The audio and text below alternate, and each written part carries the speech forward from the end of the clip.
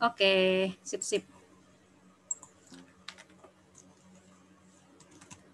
Oke, saya lanjutkan ya dengan presentasi dengan agenda kita hari ini.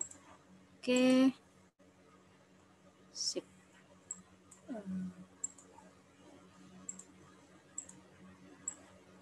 Oke, sudah terlihat ya. Oke, hari ini kita akan memulai pertemuan pertama kita membahas kepemilikan tidak langsung. Ini agenda kita hari ini. Yang pertama adalah penjelasan singkat mata kuliah KL2, kemudian lanjut ke pembahasan materi berupa laporan keuangan konsolidasian untuk struktur induk, anak, dan cucu. Kemudian lanjut ke struktur satu lagi yaitu afiliasi terkoneksi, dan yang terakhir latihan soal. Oke, kita mulai dari penjelasan singkat mata kuliah AKL2 ini. Seperti yang teman-teman sudah ketahui, bahwa AKL2 ini merupakan perpanjangan atau kelanjutan dari AKL1 yang sudah teman-teman pelajarin di semester lalu.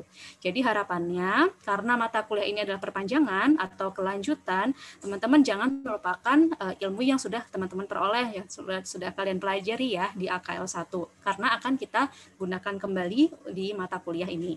Oke, mata kuliah ini akan membahas laporan keuangan konsolidasian untuk indirect holding dan mutual holding, kemudian transaksi dalam mata uang asing, laporan konsolidasian dalam mata uang asing, derivatif dan hedging, konsinyasi, pembubaran persekutuan, dan terakhir pembubaran perseroan. Ada dua keterampilan khusus yang diharapkan teman-teman kuasai setelah memperoleh atau mengikuti perkuliahan AKL2 ini. Yang pertama, mampu mengaplikasikan akuntansi untuk menyusun laporan keuangan konsolidasian indirect holding dan mutual holding. Kemudian transaksi dalam mata uang asing, menyusun laporan konsolidasi dalam mata uang asing, derivatif dan hedging, akuntansi cabang, konsinyasi, pembubaran persekutuan, dan pembubaran perseroan.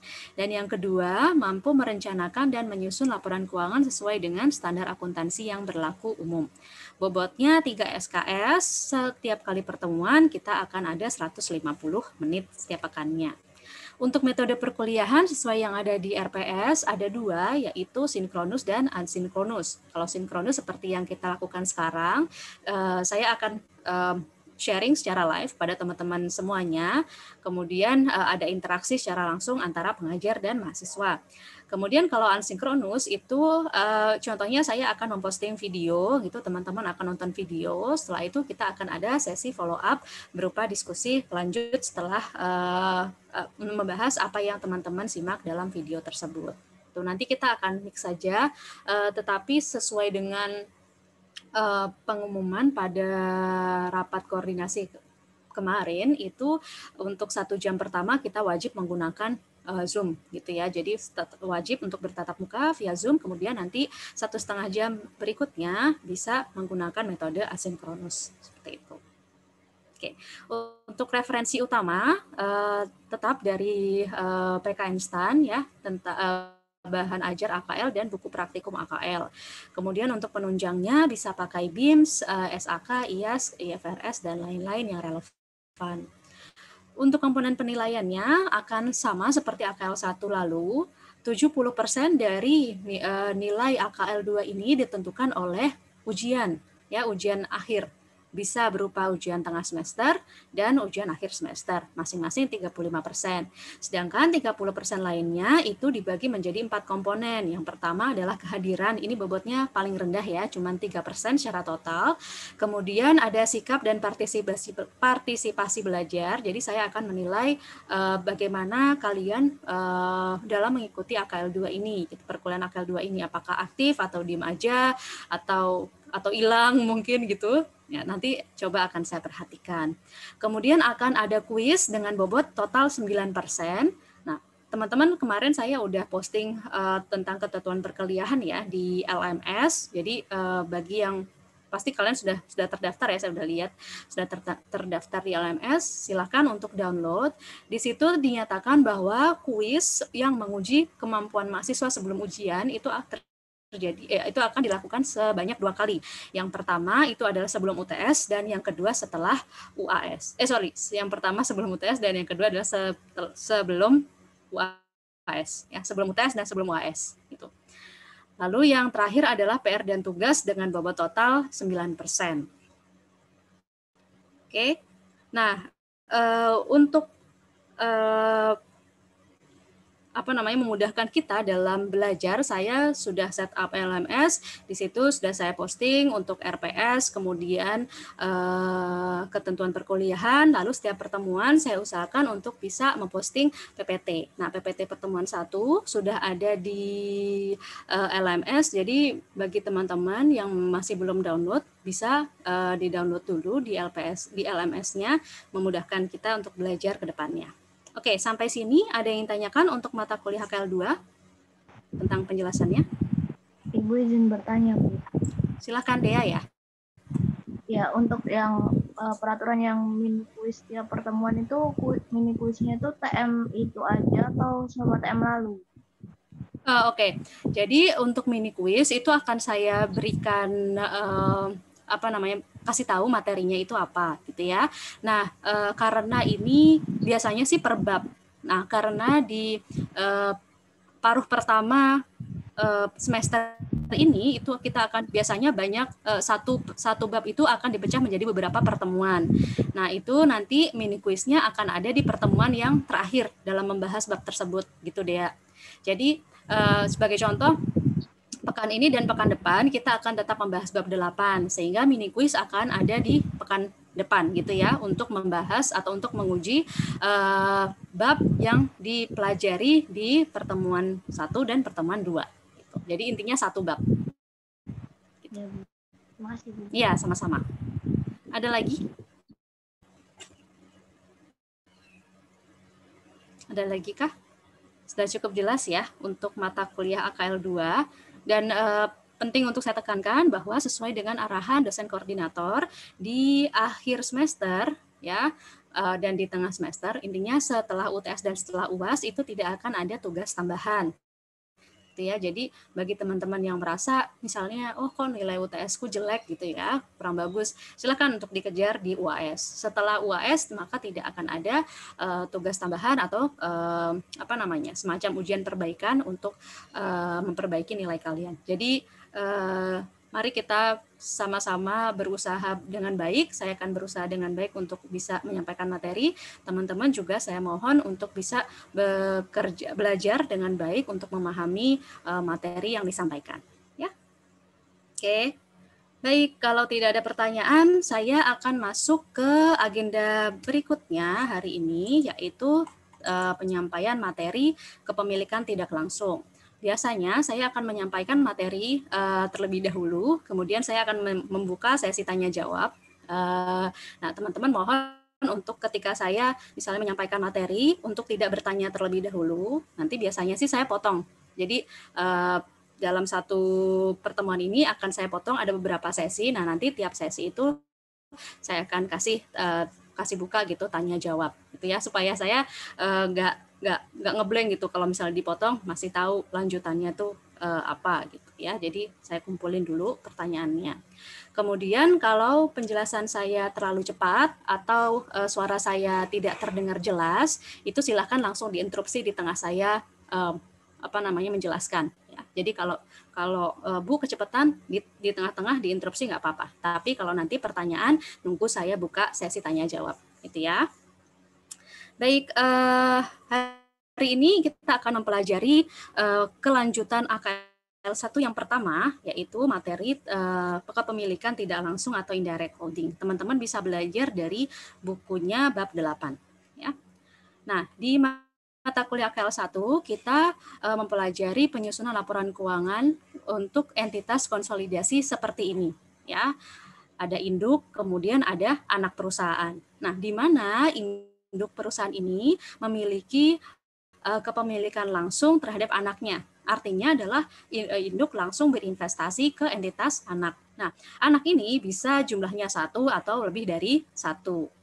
Padahal kenyataannya kebanyakan perusahaan di luar itu memiliki struktur kepemilikan yang lebih kompleks dari apa yang sudah kita pelajari di AKL 1. Nah, sebagai salah satu contohnya itu adalah PT Indofood Sukses Makmur. Pasti semuanya suka makan Indomie kan ya. Nah, di si PT Indofood Sukses Makmur ini ternyata punya banyak perusahaan anak. Dan juga tidak hanya anak, dia juga punya banyak sekali perusahaan cucu. Seperti contohnya seperti yang saya tampilkan di layar ini ya. PT Indofood Sukses Makmur dia punya perusahaan anak Bogasari, Salim Infomas, dan Indofood Singapore Holdings. Ini cuma beberapa yang saya masukkan. Kalau teman-teman buka Wikipedia, dia itu kan banyak banget perusahaan di bawah kepemilikan Indofood, gitu ya. Nah, lalu tadi saya sempat sebutkan ada perusahaan cucu. Perusahaan cucu itu adalah perusahaan yang ada di layer kedua setelah perusahaan anak. Ya, artinya perusahaan cucu adalah perusahaan yang dimiliki secara langsung oleh perusahaan anak dan secara tidak langsung oleh perusahaan induk, gitu ya. Jadi induk punya anak, anak punya anak. Nah, anaknya anak itu namanya cucu gitu ya, seperti susunan keluarga gitu ya. Nah, contohnya di sini adalah PT Salim Infomas. Dia sebagai perusahaan anak Indofood Sukses Makmur punya perusahaan anak lagi, PT Manggala, PT Kebun dan Lonsam Singapura. Nah, di struktur kepemilikan Indofood Sukses Makmur ini, selain dia punya struktur kepemilikan yang kompleks, ternyata kompleksitasnya pun juga ditambah dengan lokasi perusahaan anak dan perusahaan cucu yang berada di luar negeri. Contohnya Indofood Singapore Holdings, dia ada di Singapura, dan Lonsam Singapore juga ada di Singapura. Untuk mata kuliah KL2, kita membatasi atau ruang lingkup kita hanyalah kepemilikan induk, anak, cucu gitu ya, semuanya ada di dalam satu negara gitu ya. Jadi supaya lebih mudah dalam memahami konsepnya. Oke. Kemudian kepemilikan tidak langsung merupakan investasi yang memungkinkan investor untuk mengendalikan atau mempengaruhi secara signifikan investi. Nah, ini adalah dua kata kunci. Yang dimaksud dengan kepemilikan tidak langsung, artinya syaratnya itu adalah si investor atau si induk harus memiliki pengendalian atau pengaruh secara signifikan terhadap perusahaan-perusahaan yang ada di bawahnya, terhadap investinya. Kemudian dia memiliki hak pengendalian dan pengaruh secara signifikan investi yang tidak dikendalikan secara langsung melalui investi yang dikendalikan secara langsung. Artinya si perusahaan investor ini akan mengendalikan cucunya ya. Jadi induk itu mengendalikan cucunya atau memiliki pengaruh signifikan terhadap cucunya itu melalui perusahaan anaknya. Gitu ya. Contohnya di sini Indofood dia memiliki atau memiliki kepemilikan langsung terhadap PT Salim Infomas. Kemudian Salim Infomas ini memiliki pengendalian terhadap 3 perusahaan di bawahnya gitu ya. Nah, artinya Indofood Sukses Makmur ini dia memiliki pengendalian atau pengaruh signifikan secara tidak langsung kepada PT Manggala, PT Kebun dan PT Lonsam ini melalui PT Salim Infomas. Seperti itu yang dinamakan dengan kepemilikan tidak langsung. Ya, jadi harus ada perusahaan perantara. Di sini ada perusahaan anak ya, PT Salim Infomas contohnya. Oke, sampai sini ada yang ingin tanyakan? Silahkan. Tidak ada? Oke, baik. Kalau tidak ada, saya lanjutkan penjelasannya. Nah, ini saya mengutip apa yang sudah kita pelajari di AKL 1 ya, ada kebijakan akuntansi atas investasi saham. Dia ada berapa kebijakan akuntansi yang digunakan? Siapa yang mau jawab? Silakan. Ada 3. Ya, siapa nih? Sebutkan namanya. Tias. Tias, ya silakan Tias. Ada 3. Yang pertama memiliki pengaruh yang tidak signifikan yaitu 0 sampai 20%. Oke. Yang kedua memiliki pengaruh yang signifikan yaitu 20 sampai 50%. Lalu yang ketiga ada kendali yaitu lebih dari 50%, Bu. Oke, untuk metode akuntansinya yang digunakan apa aja? Kalau punya pengaruh tidak signifikan, pakai metode apa? Signifikan itu pakai cost method. Ya. Yang pengaruh signifikan itu equity method. Betul. Kalau yang pengendalian itu cost atau equity, Bu. Oke, ya terima kasih Tias. Jadi penjelasannya tepat ya. Nah untuk mata kuliah KL2 kita akan fokusnya ke pengendalian ya, pengendalian. Jadi kepemilikannya adalah antara 50 sampai dengan 100%. Kemudian kita dibebaskan ya untuk memilih menggunakan metode biaya atau metode ekuitas asalkan perusahaan tersebut konsisten. Jadi intinya perusahaan itu boleh menerapkan satu di antara beberapa pilihan metode akuntansi asalkan perusahaan tersebut menerapkannya secara konsisten dari tahun ke tahun. Diperbolehkan untuk mengganti metode asalkan memiliki alasan yang jelas dan harus dinyatakan dalam catatan atas laporan keuangan. Kemudian berikutnya harus menerapkan metode baru tersebut secara konsisten lagi gitu ya. Nah, berdasarkan arahan dosen koordinator untuk mata kuliah AKL2, kita akan lebih berfokus pada penggunaan metode ekuitas ya untuk kepemilikan tidak langsung ini ya. Jadi teman-teman bisa lebih fokus gitu belajar untuk metode ekuitas. Untuk metode biaya, silakan teman-teman pelajari secara mandiri. Itu ada di buku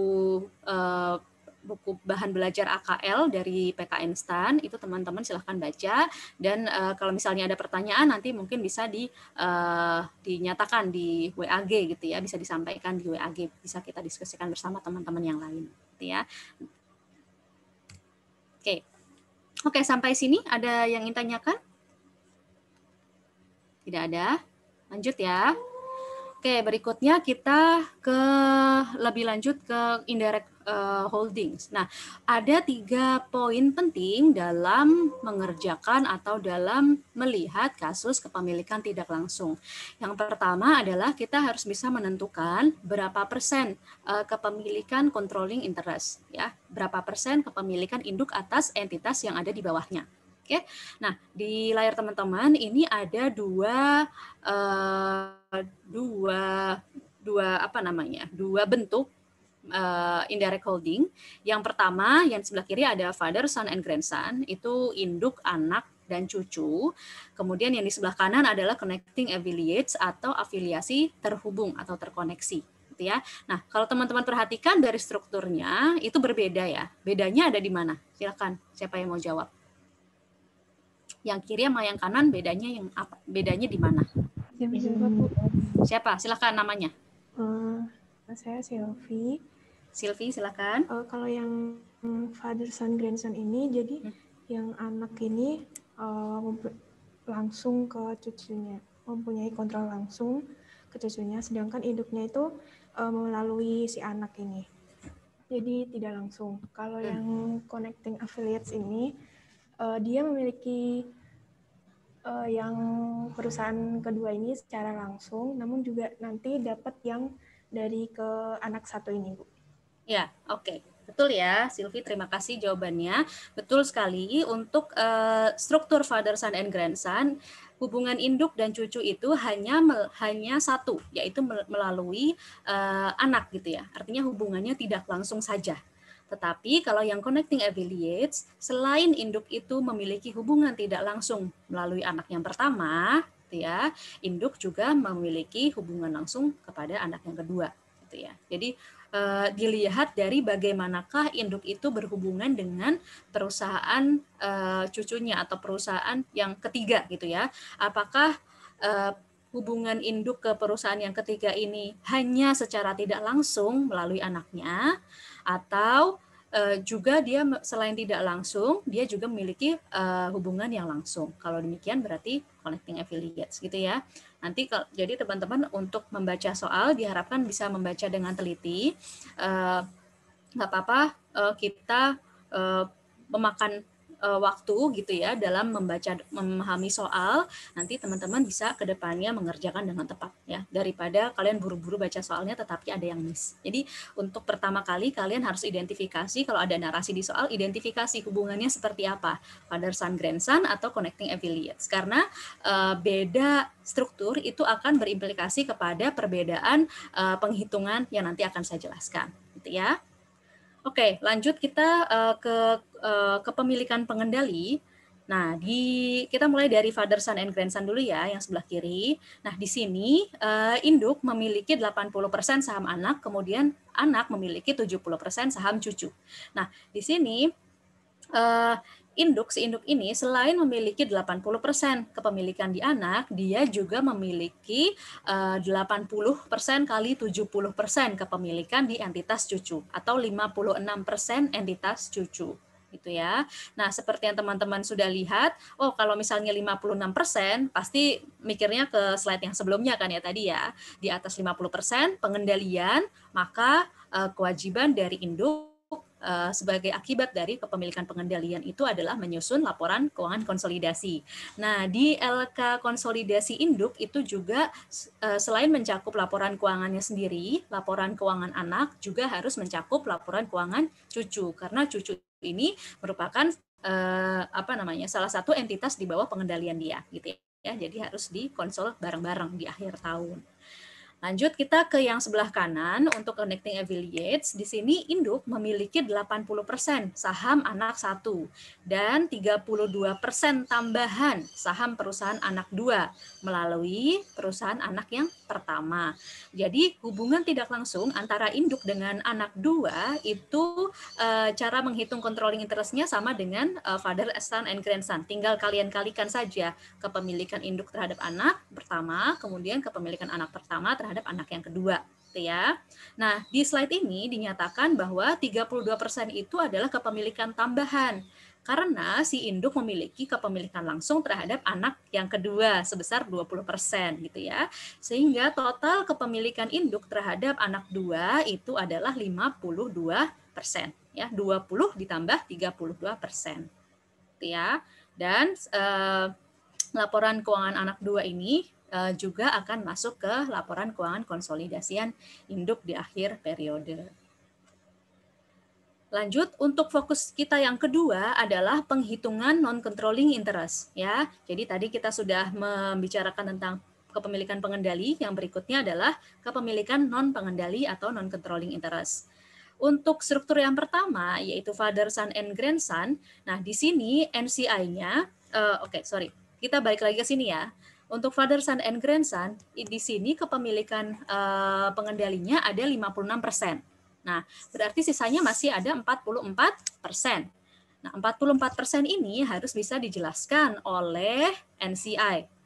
Ya, jadi 44% ini adalah kepemilikan non-pengendali. Nah, 44% ini dari mana? Yang pertama itu adalah NCI dari anak ke cucu. Ya, jadi NCI-nya dari sini itu adalah 100% minus 70% atau 30%. Ya, dari kepemilikan anak ini kan NCI-nya berarti 30%. Kemudian NCI akibat kepemilikan dari induk itu adalah 14%. Itu didapat dari, di sini kita lihat, induk memiliki 80% saham anak. Berarti 20%-nya itu adalah NCI. Setuju ya sampai situ ya. Lalu 20% NCI ini, ya NCI yang dari hubungan induk ke anak ini, ya itu akan kita kalikan dengan besarnya kepemilikan anak ke cucu, yaitu 70%. Ya, jadi 20% dikali 70% sama dengan 14%. Tuh, dijumlah sama dengan 44%. Harus sesuai, harus tally dengan yang kita peroleh di controlling interest. Ya. Jadi kalau controlling interest-nya 56, berarti NC-nya 44. Tidak boleh angka lain. Ya, harus 44%. Berikutnya untuk struktur connecting affiliates. Nah, di sini kita lihat, bolak-balik terus. Nah, di sini untuk controlling interest-nya ada 52%, maka sisanya 48% harus dijelaskan oleh non-controlling interest, gitu ya. Nah, NCI-nya pun juga terdiri dari dua macam. Yang pertama adalah NCI akibat dari kepemilikan anak 2, NCI milik anak 2 ya, dari sini ya, NCI milik anak 2. Nah, seperti yang kita tahu, sebanyak 40% dan 20% saham anak 2 ini ya dimiliki oleh anak dan induk ya. 40%-nya dimiliki anak, 20%-nya dimiliki oleh induk. Jadi total ada 60%. Maka sisanya yaitu 40%, nah itu adalah NCI yang pertama. Oke. NCI yang kedua itu muncul dari hubungan tidak langsung dari induk ke anak dua. Gitu. Nah, cara menghitungnya juga sama dengan father, son, and grandson ini. Ya, yang pertama adalah kita mengurangkan di sini kepemilikan induk ke anak satu, ya 100% dikurangkan dengan 80% atau 20%. Kemudian kita kalikan dengan kepemilikan anak satu ke anak dua, 40%. Ya, jadi 8% tambahannya. Sehingga total NCI-nya ada 48%. Oke, sampai sini untuk penghitungan controlling interest dan non-controlling interest, silahkan kalau ada yang tanyakan. Izin bertanya, Bu. Silahkan, Vienna ya? Iya. Maaf, minta tolong dijelaskan lagi untuk NCI milik anak dua. Yang di sini ya? Iya, Bu. Oke. Nah, anak dua ini, seperti yang ada di gambar, 60% sahamnya, ya, 60% saham anak dua ini, kita sudah tahu oleh siapa dia dimiliki, ya. Yang pertama, 40% dimiliki oleh anak satu, di sini. Di sini. 20%-nya dimiliki oleh induk. Ya, jadi 60% itu 40%-nya milik anak satu dan 20%-nya milik induk. Karena 60% ini sudah dimiliki oleh induk dan anak, maka sisa 40%-nya, ya, 40% sisanya, nah itu akan dimiliki oleh entitas non pengendali. Gitu. Jadi di sini NCI milik anak dua adalah 40%. Begitu, Vienna. Oh iya, Bu, terima kasih. Ya, sama-sama. Ada lagi mungkin satu lagi pertanyaan sebelum saya lanjut? Izin bertanya, Bu. Iya, silakan. Ini kan induk anak cucu ya, Bu. Kalau misalnya cucunya itu dia punya kepemilikan di perusahaan lain lagi tuh bisa nggak, Bu? Jadi induk anak cucu cicit gitu? Iya. Itu bisa. Mungkin terjadi. Mungkin terjadi induk anak cucu cicit. Tapi apakah akan diujikan di AKL 2, saya kurang tahu. Tetapi kalaupun diujikan, nanti saya akan beritahukan triknya atau konsepnya supaya teman-teman bisa mengerjakan soal dengan aplikasi yang bermacam-macam gitu ya, sampai cicit tadi. Gitu. Nanti saya akan jelaskan di slide berikutnya ya.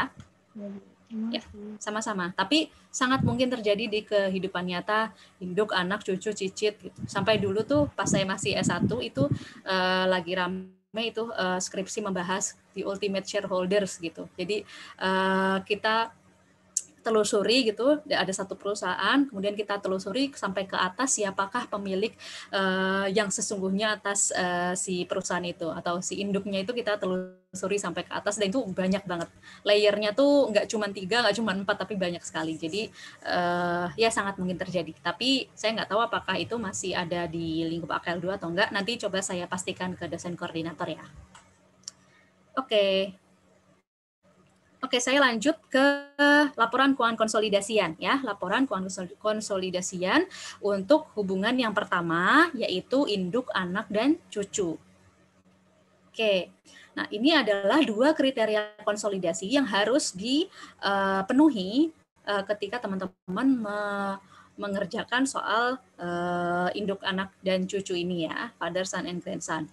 Yang pertama adalah konsolidasi dilakukan jika induk memiliki pengendalian atas entitas anak. Kalau tadi di soal induk punya 80% saham di anak gitu ya, seperti ini ya. Jadi 80% ini kan pasti di pengendalian gitu ya, otomatis dia juga ini terpenuhi, kriteria yang ini terpenuhi. Kemudian kriteria kedua ini juga harus dipenuhi, yaitu jika anak memiliki pengendalian atas entitas cucu. Kalau di soal ini, anak memiliki 70% saham dari cucu. Nah, berarti sudah barang tentu dia punya pengendalian ya. Nah, oleh karena itu hubungan induk anak cucu ini sudah terbentuk dan wajib untuk dikonsolidasikan oleh induk di akhir periode.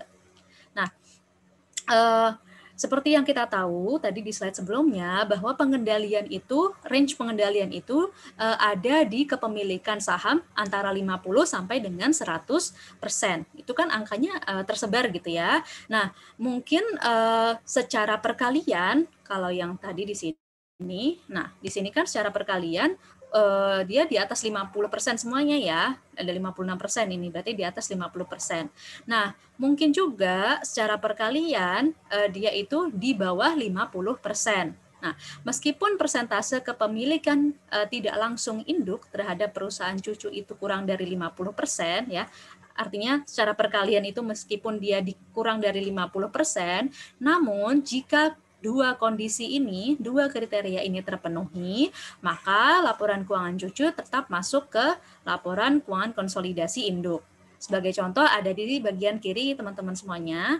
Nah, di sini induk memiliki 80% saham anak. Kemudian anak memiliki 60% sahamnya cucu. Nah, kepemilikan tidak langsung induk ke cucu adalah 80 kali 60%, sama dengan 48%, atau di bawah 50%. Nah, meskipun demikian, karena dua kriteria konsolidasi terpenuhi, maka induk tetap menggabungkan laporan keuangan cucu dalam LK konsolidasiannya. Seperti itu. Ya, jadi teman-teman harus jeli gitu ya, jangan cuman ngelihat berapa persentase controlling interest-nya, tetapi juga untuk menentukan apakah cucu ini akan dikonsolidasikan atau tidak, lihat dari kepemilikan masing-masing step, masing-masing layer gitu ya. Induk punya pengendalian atas anak, kemudian anak punya pengendalian atas cucu. Jika demikian, maka cucu wajib konsol ke induk di akhir periode. Gitu ya. Kemudian lanjut ke metode akuntansi yang digunakan. Tadi sudah saya sampaikan bahwa kita akan lebih fokus pada metode ekuitas. Nah, metode ekuitas ini akan diterapkan kepada yang pertama, investasi perusahaan anak pada perusahaan cucu, yaitu layer yang pertama ya. Kemudian yang layer kedua adalah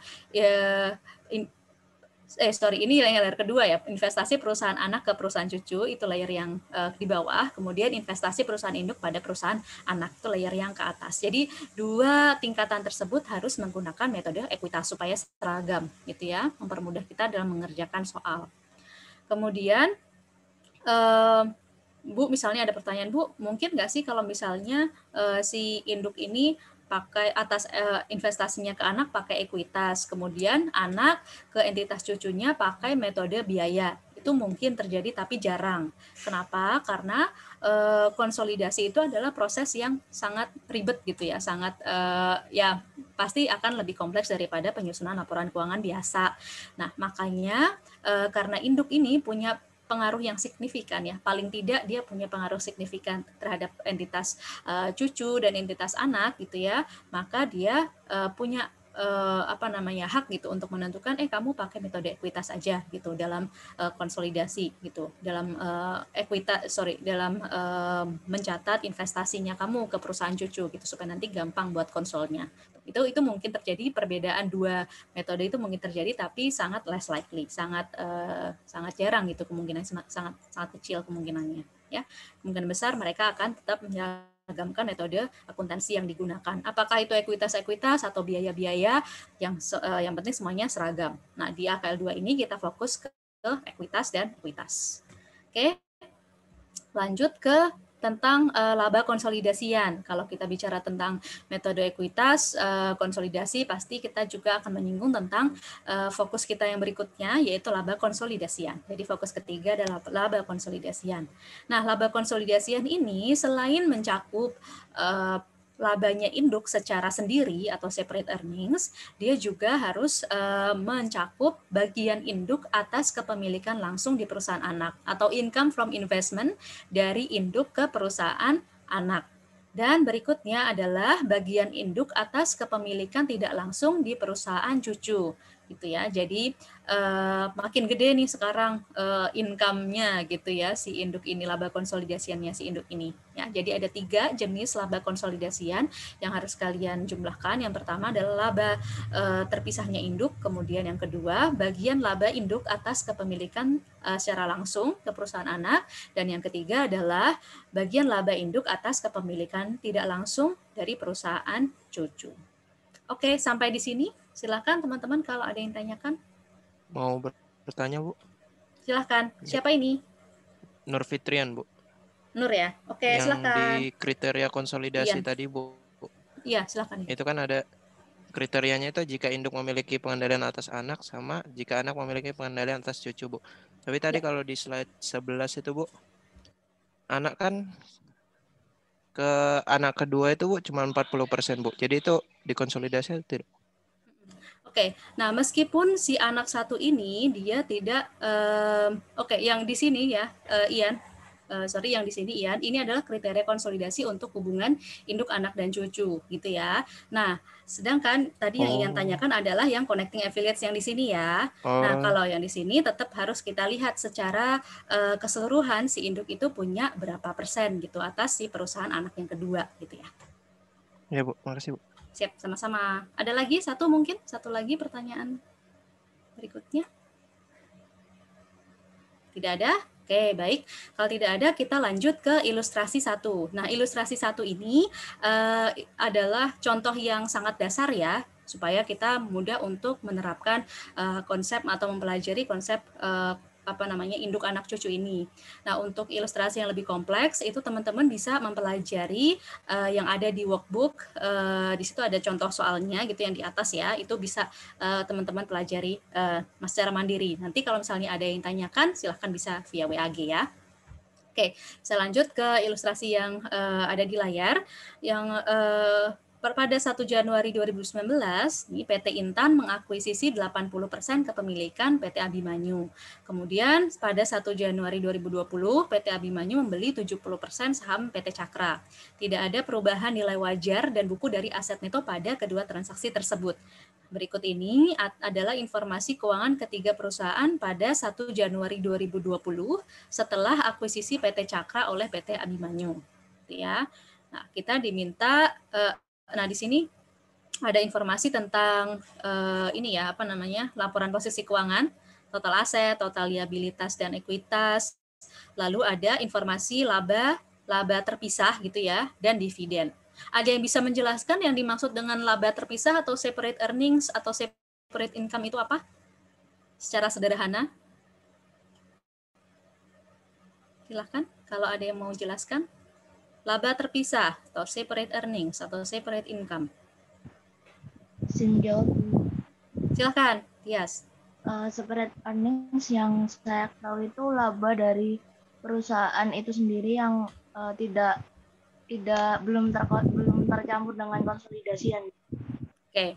Ya, terima kasih, tepat ya jawabannya. Jadi dia adalah laba hasil operasi dari satu perusahaan secara tersendiri sebelum ditambahkan dengan laba dari hasil investasinya ke perusahaan lain, di perusahaan lain, gitu ya. Itu adalah laba terpisah atau separate earnings. Oke, nah kita diminta untuk menghitung total laba konsolidasian PT Intan untuk tahun 2020.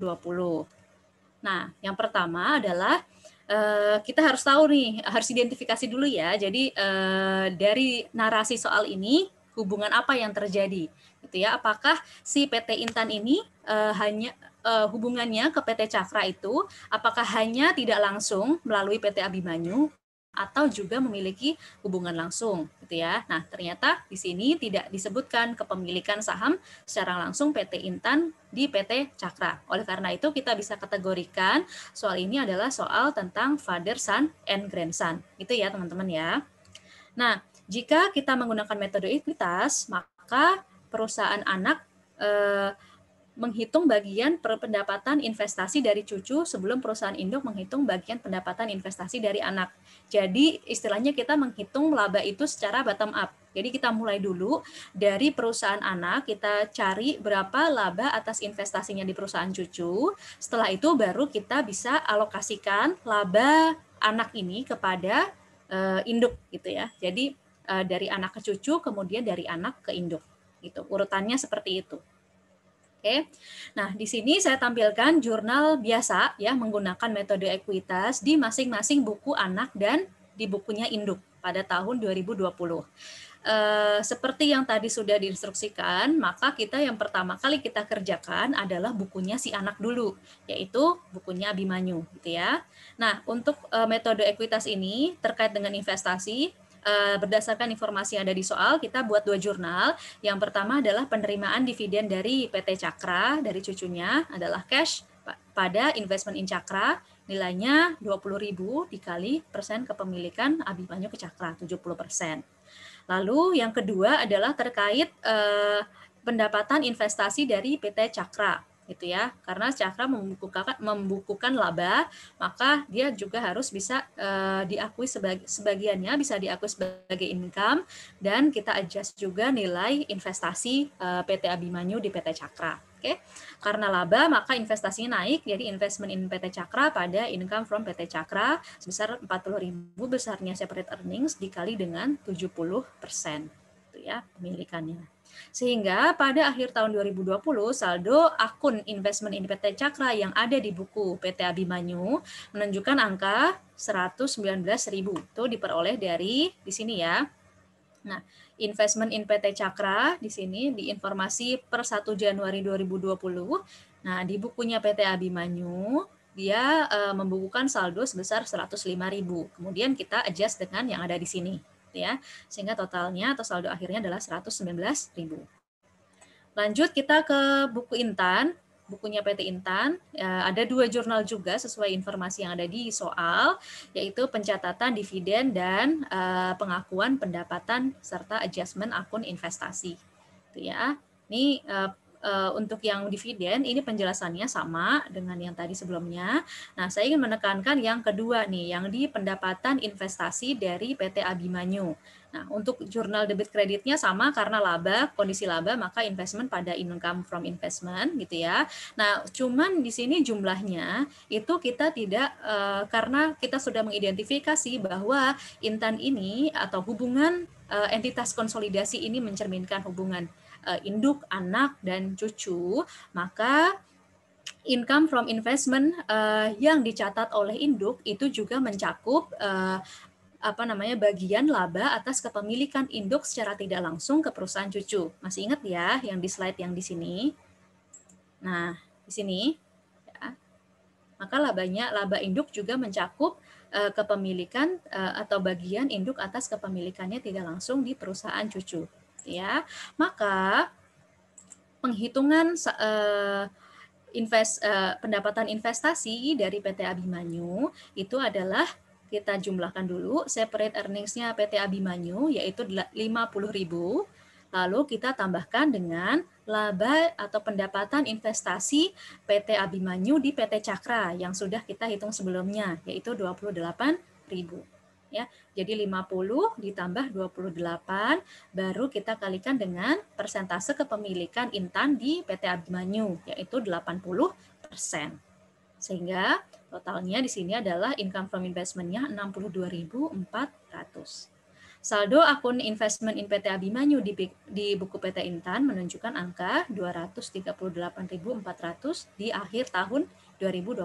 Penghitungannya sama dengan yang saya jelaskan sebelumnya ya. Kita baseline-nya dari sini, dari saldo awal tanggal 1 Januari 2020, kita kemudian adjust dengan perubahan yang ada di sini. Oke, sampai di sini silakan kalau ada pertanyaan.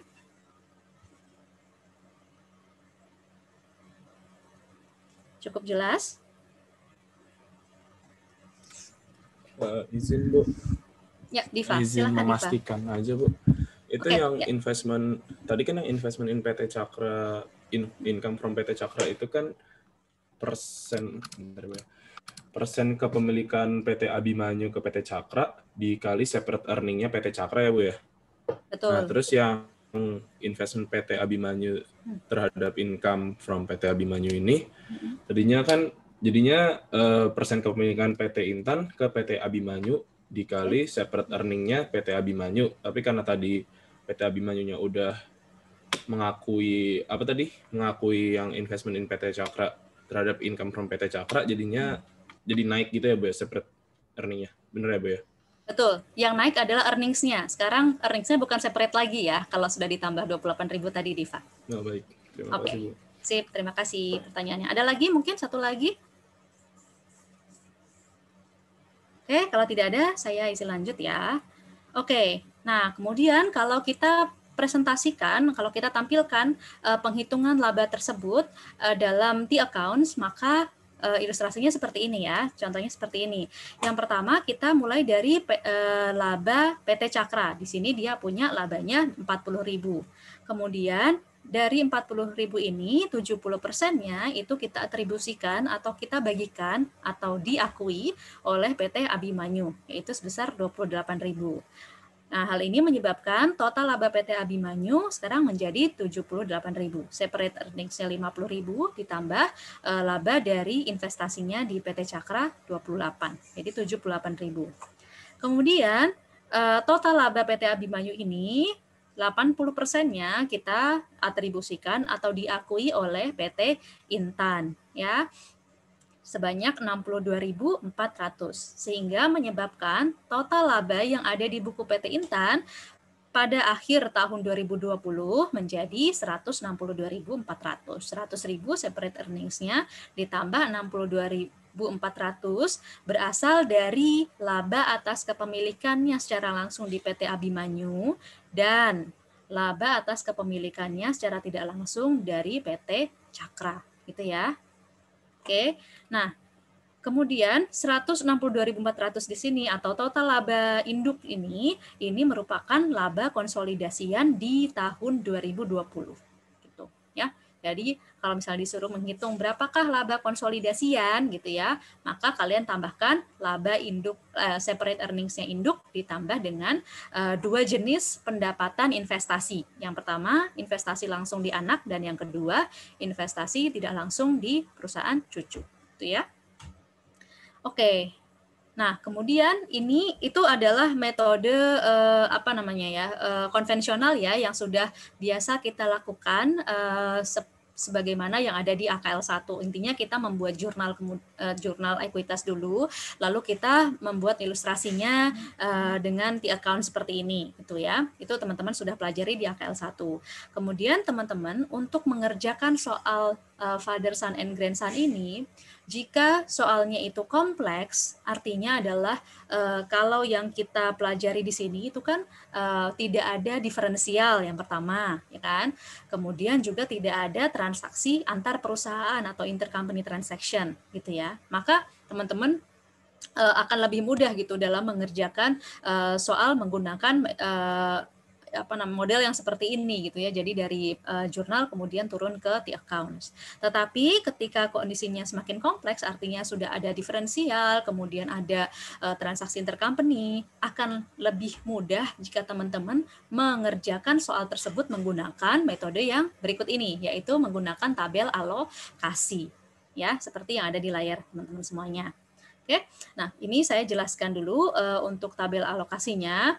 Di bagian kolomnya itu kalian jabarkan ada jumlah perusahaannya. Karena di sini ada 3 perusahaan, berarti kita tulis masing-masing kolom PT Intan, Induk, Abimanyu Anak, Cakra Cucu, gitu ya. Kemudian ada lagi controlling interest. Kemudian kolom berikutnya adalah NCI, non controlling interest, dan yang terakhir adalah kolom total sebagai check and balance kita. Oke. Kemudian untuk yang sebagai barisnya itu adalah separate earnings. Oke. Kemudian ada hal-hal atau adjustment kepada separate earnings tersebut. Misalnya kalau misalnya ada unrealized gain, unrealized loss gitu, itu silahkan di-adjust di separate income. Ya, setelah separate income maksud saya. Gitu ya. Kemudian kalau ada diferensial, amortisasinya pun juga harus di-adjust setelah separate income. Gitu ya. Nah, setelah adjustment itu selesai, maka baru kita melakukan alokasi terhadap income hasil adjustment tersebut gitu. Nah, di sini kita alokasikan ke 2 perusahaan gitu ya, atau ke 3 perusahaan. Ada alokasi dari PT Cakra, kemudian alokasi dari PT Abimanyu, kemudian yang terakhir adalah labanya di PT Intan secara keseluruhan. Oke.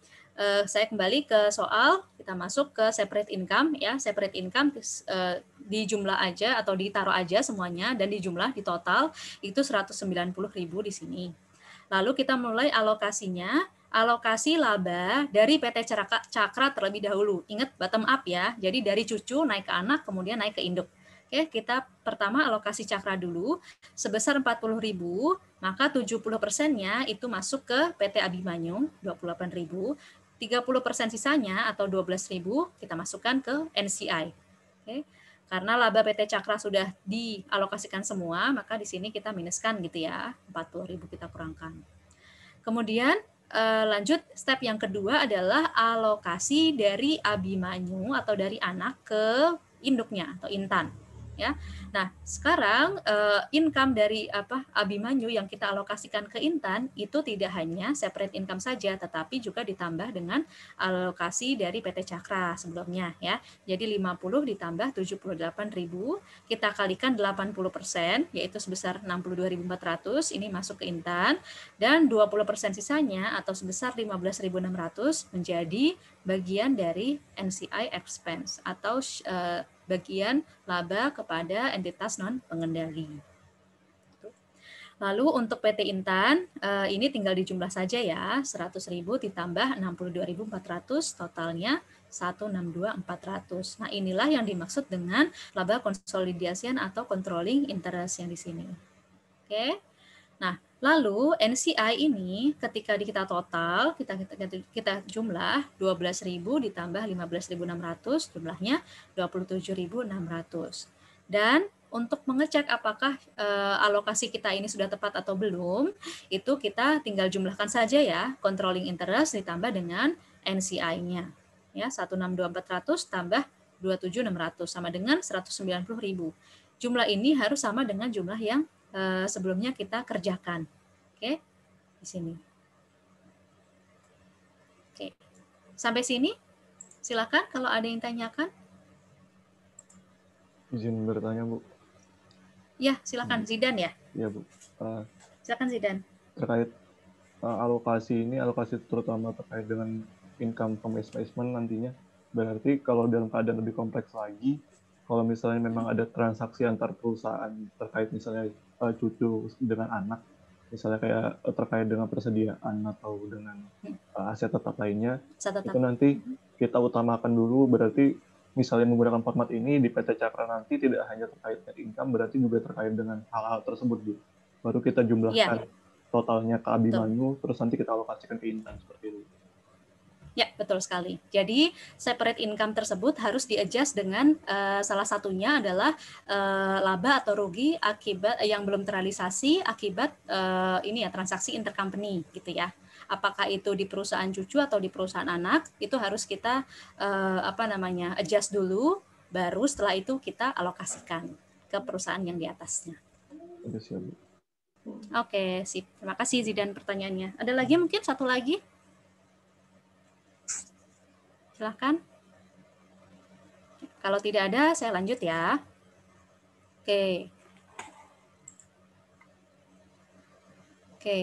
Nah, setelah kita menghitung atau kita setelah membuat jurnal, kemudian menghitung berapa laba ruginya gitu ya, atau ya laba konsolidasinya itu berapa gitu, maka step atau tahap selanjutnya atau prosedur selanjutnya ya sebelum kita ke kertas kerja konsolidasi adalah menyusun jurnal eliminasi gitu ya. Nah, jurnal eliminasi kita sesuaikan dengan soal ya. Nah, di soal ini karena tidak ada diferensial, maka tidak ada alokasi diferensial, tidak ada amortisasi diferensial gitu ya. Jadi akan lebih mudah gitu. Nah, yang pertama adalah eliminasi saldo investasi PT Abimanyu dan ekuitas dari PT Cakra. Oke. Ini adalah jurnal eliminasi terkait investasi perusahaan anak ke perusahaan cucu gitu ya. Jadi yang di layer kedua. Nah, di sini kita masukkan informasi komponen penyusun modal PT Cakra di awal tahun 2020 ya. Jangan lupa ya, di awal tahun 2020. Nah, di situ hanya dua komponen penyusunnya itu saham dan saldo laba. Oke, masing-masing 100 dan 50. Itu biasanya ada di soal. Jadi teman-teman bisa refer ke soal. Baik itu di narasi atau biasanya juga ditampilkan di di kertas kerja konsolidasi ya. Kalau saham biasanya relatif stabil, tidak berubah dari tahun ke tahun. Jadi meskipun di kertas kerja konsolidasi akhir tahun itu menyatakan saldo saham di akhir tahun, tapi nggak apa-apa kalau tidak ada keterangan lanjutan, teman-teman masukkan nilai itu nggak apa-apa ya sebagai saldo saham di awal tahun. Lalu RE, ingat ini RE awal tahun 50.000. Lalu pada kreditnya ada investment in PT Cakra sebesar 105, ini juga dari soal diketahui ya, dan NCI dari PT Cakra. Oke, nah ini untuk NCI-nya bisa teman-teman hitung, atau jika tidak ada informasinya di soal atau tidak memungkinkan bagi kalian untuk menghitung, itu tinggal sebagai balancing account aja ya. Artinya sum yang di debit dikurangkan dengan yang di kredit. Lanjut ke jurnal eliminasi yang kedua adalah eliminasi dividen dan bagian laba PT Abimanyu dari PT Cakra. Jurnalnya income from PT Cakra pada dividen dan investment. Ini sudah ya, sudah teman-teman pahami, saya skip aja. Dan yang C ini adalah mengakui bagian laba dan dividen PT Cakra untuk NCI. Nah, ini saya jelaskan. Ini NCI expense pada dividen dan NCI equity PT Cakra gitu ya. Untuk nama akunnya tidak ada perbedaan dengan apa yang kita pelajari di AKL 1 sebelumnya. Nah, yang ingin saya tekankan di sini adalah nilai dari NCI expense sebesar 12.000 ini. Nah, nilai ini bisa teman-teman peroleh dari tabel yang sebelumnya kalian buat. Nah, di sini ya, NCI atas alokasi dari PT Cakra. Nah, di sini 12.000. Ya, ambilnya dari sini. Oke. Nah, itu masuk sebagai NCI expense. Kalau dividen ini kan sebelumnya juga sudah kita hitung ya dalam penghitungan yang di mana ya? Oh, oke. Yang dari soal ya. Dari soal itu, nah di sini income PT Cakra adalah 40.000 dikali 30 dividen 20.000. 20.000 dikali 30%. Oke. Seperti itu. Dan NCI equity adalah sisanya. Oke, kenaikan NCI equity di akhir periode. Oke, nah ini adalah jurnal eliminasi terkait investasi anak di cucu. Lanjut kita masuk ke jurnal eliminasi atas investasi induk di entitas anak atau dari PT Intan ke PT Abimanyu. Yang pertama, di sini adalah eliminasi saldo investasi PT Intan dan ekuitas PT Abimanyu, capital stock, RE, pada investment dan NCI. Ini posisinya di awal tahun, ya. Ingat di sini selalu awal tahun. Lalu kemudian eliminasi dividen dan bagian laba PT Intan dari PT Abimanyu, income from PT Abimanyu pada dividen dan investment in PT Abimanyu itu 62.400 income from PT Abimanyu, juga teman-teman silakan bisa melihat dari sini ya, dari alokasi di sini 62.400. Oke, lalu yang terakhir adalah NCI expense pada dividen dan NCI. NCI expense pun juga teman-teman lihat dari sini 15.600. Seperti itu ya. Jadi ini adalah jurnal eliminasi yang diperlukan untuk keperluan konsolidasi di akhir tahun 2020. Jika sudah ditampilkan dalam worksheet-nya akan seperti ini. Ya. Sebelum saya masuk ke worksheet, silahkan kalau ada yang tanyakan terkait jurnal eliminasinya.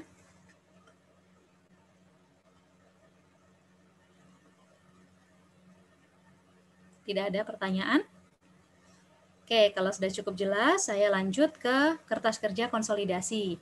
Nah, kertas kerja konsolidasi ini sebetulnya formatnya sama dengan apa yang sudah kita pelajari di AKL 1 lalu. Ya, artinya kita menggabungkan laporan keuangan akhir periode dari perusahaan-perusahaan yang berada dalam satu entitas konsolidasian. Kalau di AKL 1, karena kita hanya belajar hubungan langsung atas investasi induk ke anak, jadi kita konsolnya cuma ada 2 perusahaan gitu ya. Nah, sekarang di AKL 2 ini kita extend entitas konsolidasian, ternyata sekarang udah nambah 1 anggota lagi si cucunya ini gitu ya. Jadi kita masukkan juga, kita tambahkan kolom di sini adalah kolom PT Cakra gitu ya. Jadi Intan, Abimanyu, dan Cakra. Adjustment elimination, consolidated statement seperti biasa. Lalu untuk struktur kertas kerjanya pun juga sama ya. Kita mulai dari income statement, lalu lanjut ke retained earning statement, dan terakhir adalah statement of financial position. Ya, jadi ada 3 komponen. Oke, laba rugi, laporan perubahan modal, dan neraca atau laporan perubahan laporan posisi keuangan. Oke. Nah, untuk sekedar mengingatkan buat teman-teman, di sini untuk menyusun laporan keuangan konsolidasi, meskipun kita judulnya adalah konsolidasi menggabungkan item-item atau akun-akun dalam masing-masing laporan keuangan entitas konsolidasi, tetapi juga jangan lupa bahwa dalam penyusunan kertas kerja konsolidasi ada 2 kaidah konsolidasi yang kita terapkan. Yang pertama adalah kaidah horizontal atau konsolidasi horizontal. Konsolidasi horizontal ini hanya berlaku pada akun-akun yang sifatnya independen. Akun-akun independen itu akun yang seperti apa? Dia adalah akun yang saldonya itu bukan berasal dari penghitungan saldo akun-akun yang lainnya. Kalau di contoh ini, misalnya adalah sales. Nah, sales ini kan dia penghitungannya dia tidak merupakan penjumlahan atau pengurangan dari akun-akun yang lainnya gitu ya, sehingga konsolidasi yang kita lakukan secara horizontal, kita menjumlahkan secara horizontal nominal atau saldo sales di masing-masing kolom gitu ya. Nah, di sini berarti 200.000 tambah 140.000 tambah 100.000 sama dengan 440.000. Begitu juga misalnya expense gitu ya, expenses itu juga akun independen, 100 tambah 90 tambah 60 gitu ya, 250.000. Lalu ada satu lagi kaidah konsolidasi, yaitu konsolidasi vertikal. Konsolidasi vertikal itu diterapkan untuk akun yang sifatnya dependen atau akun yang saldonya itu merupakan penghitungan dari saldo akun-akun yang lainnya. Misalnya net income ya, net income. Net income itu kan merupakan rumusnya kan sales minus expenses gitu ya. Berasal dari penghitungan sales minus expenses. Maka untuk konsolidasi net income ini kita tidak boleh lakukan secara horizontal. Kita tidak boleh menambahkan net income Intan tambah net income Abimanyu ditambah net income Cakra sama dengan consolidated net income. Tidak boleh seperti itu.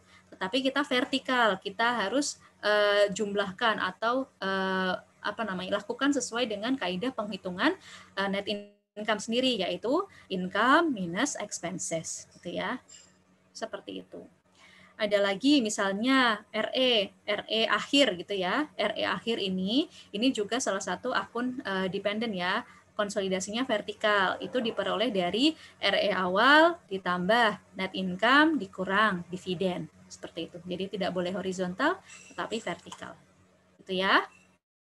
Nah, karena di mata kuliah AKL 2 ini kita fokus ke penggunaan metode ekuitas, maka harapannya saya sangat berharap teman-teman untuk kalau misalnya di soal ujian itu keluar kertas kerja, maka kerjakanlah kertas kerja itu ya.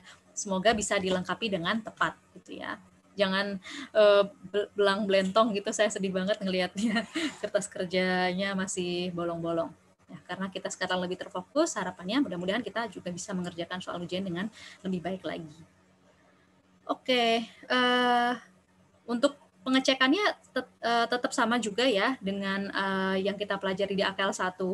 Artinya penghitungan teman-teman itu kemungkinan besar tepat ya, kemungkinannya besar untuk benar itu jika controlling share of net income atau net income yang di sini ya punya PT Intan itu sama dengan net income konsolidasian.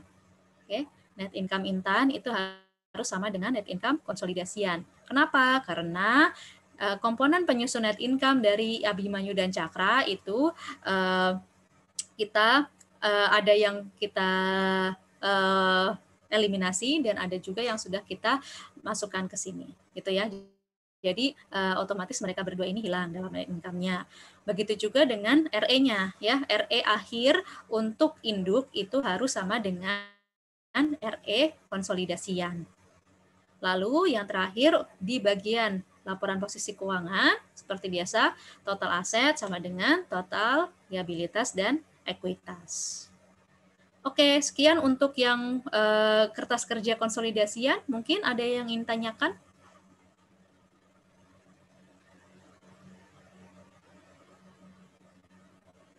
Tidak ada? Oke, untuk terkait hubungan induk anak cucu, mungkin satu kali lagi kesempatannya untuk bertanya, silakan.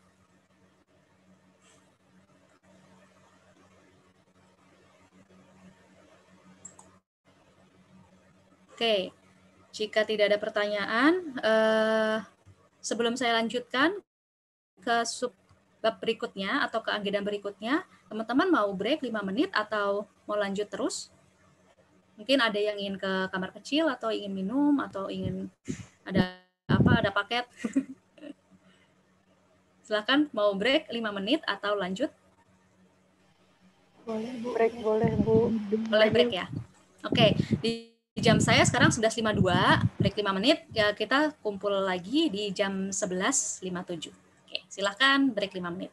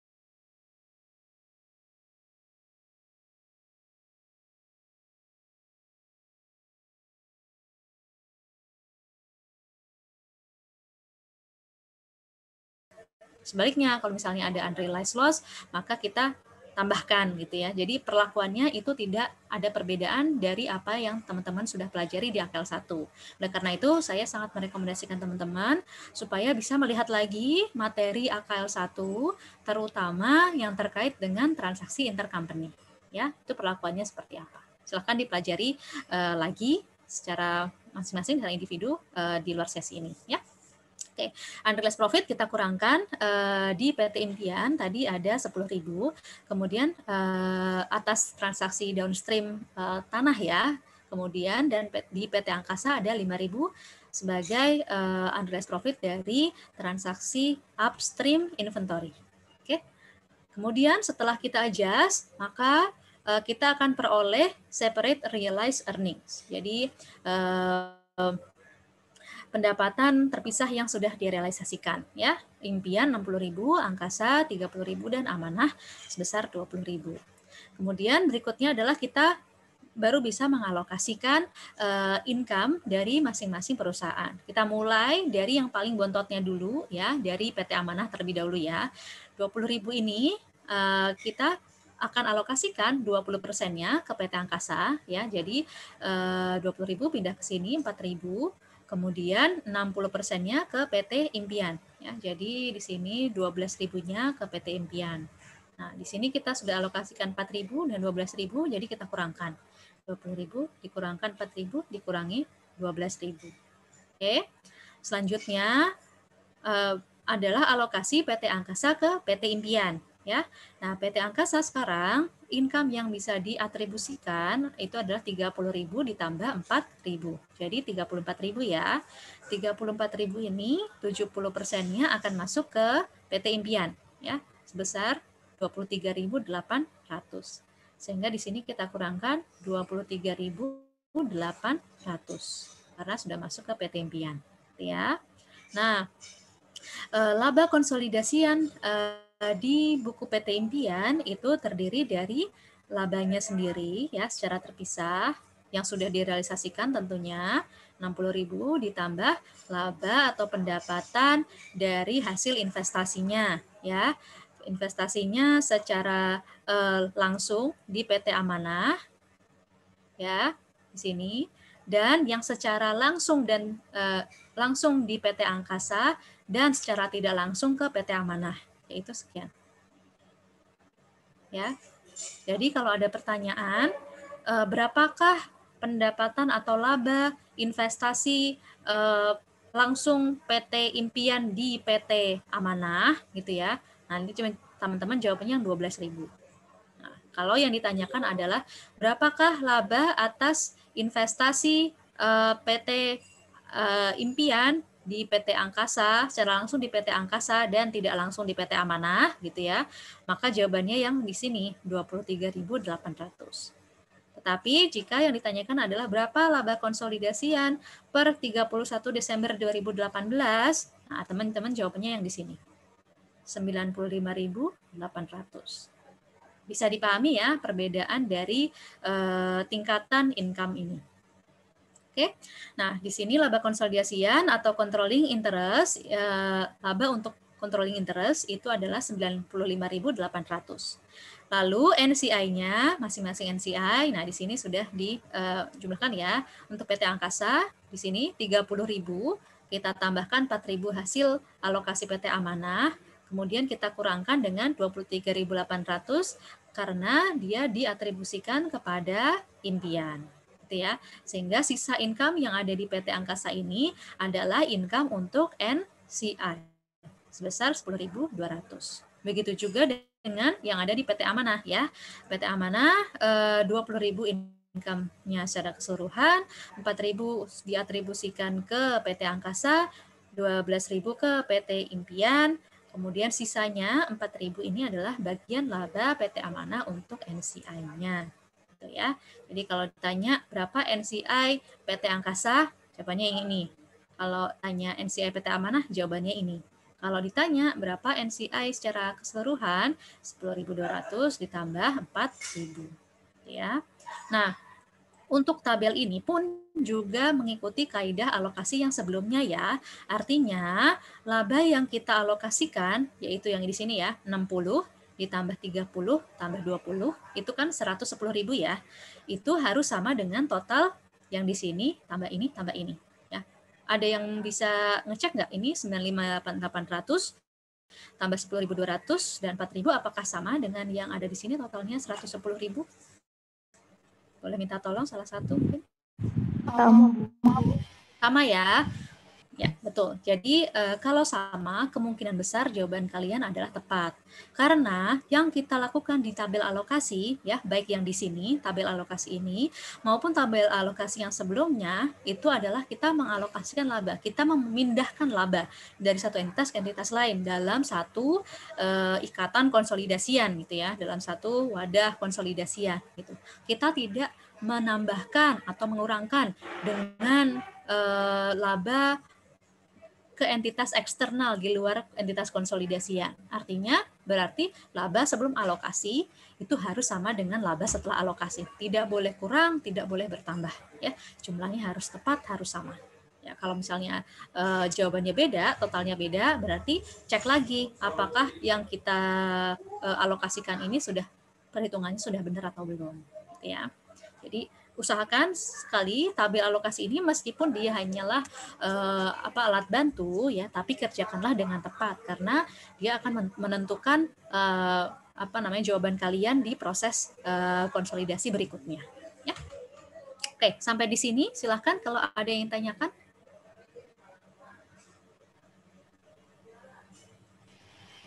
Bu, izin bertanya Bu. Ya. Nabila ya. Halo. Ya, silakan pertanyaannya.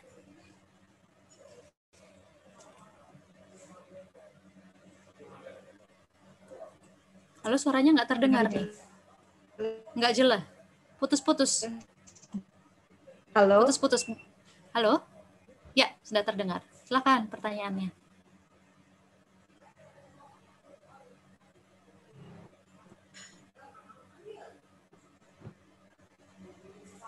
Chat aja bisa Bu. Boleh, silakan di chat yang di Zoom ya. Ya, oke, boleh di chat di Zoom pertanyaannya.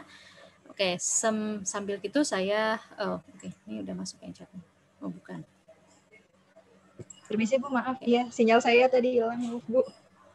Oh ya, ini udah jelas nih, silakan kalau saya udah jelas. Bertanya Bu, dengan ilustrasi seperti ini saya masih bingung sama perhitungan kenaikan ekuitasnya Bu. Gimana ya Bu, hitung-hitungnya? Saya masih bingung karena kan tadi ada tahun yang berbeda-beda ya Bu. Terus ini kan tidak langsung ke bawah. Jadi kayak ini si A beli ke B dulu, habis itu si A beli di C di tahun yang lain. Itu perhitungan kenaikan ekuitasnya seperti apa ya Bu? Terima kasih. Oke, ya sama-sama.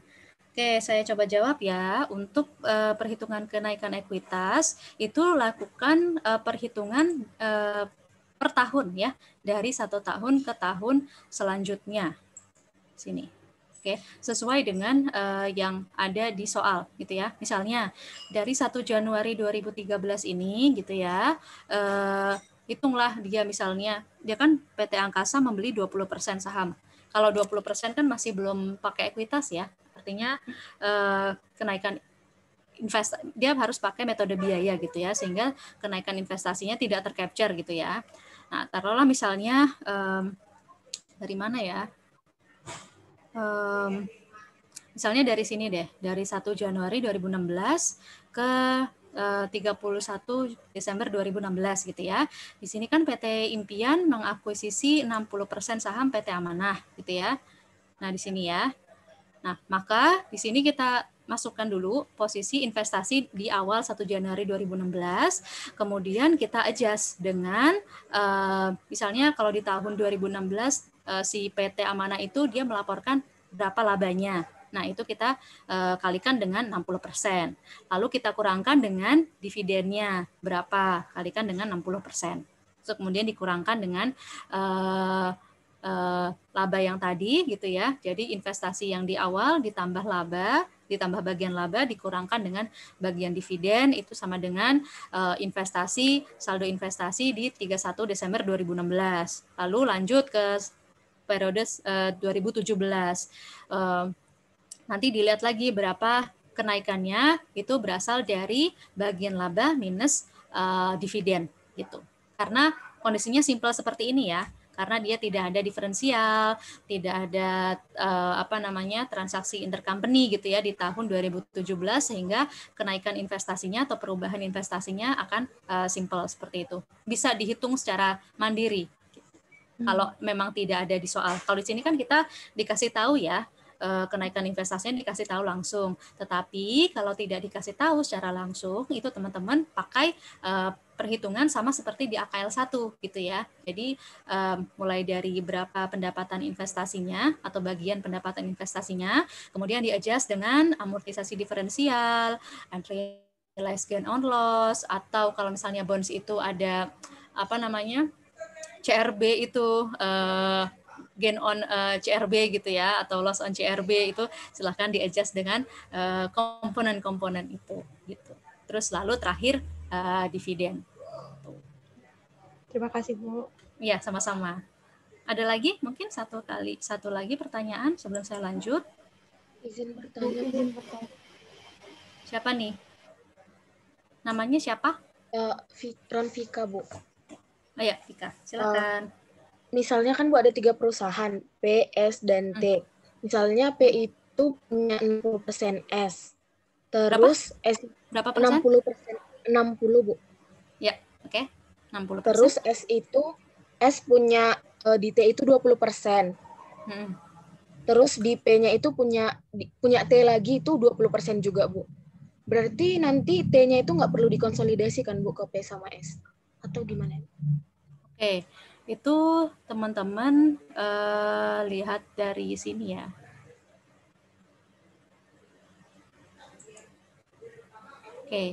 Oke, kalau dari sini, ini kan dia harus masuk ke induk ya, karena secara total induk punya lebih dari 50%. Tetapi kalau misalnya dia kurang dari 50%, berarti kan dia tidak memiliki pengaruh signifikan gitu ya, atau tidak punya pengendalian gitu ya.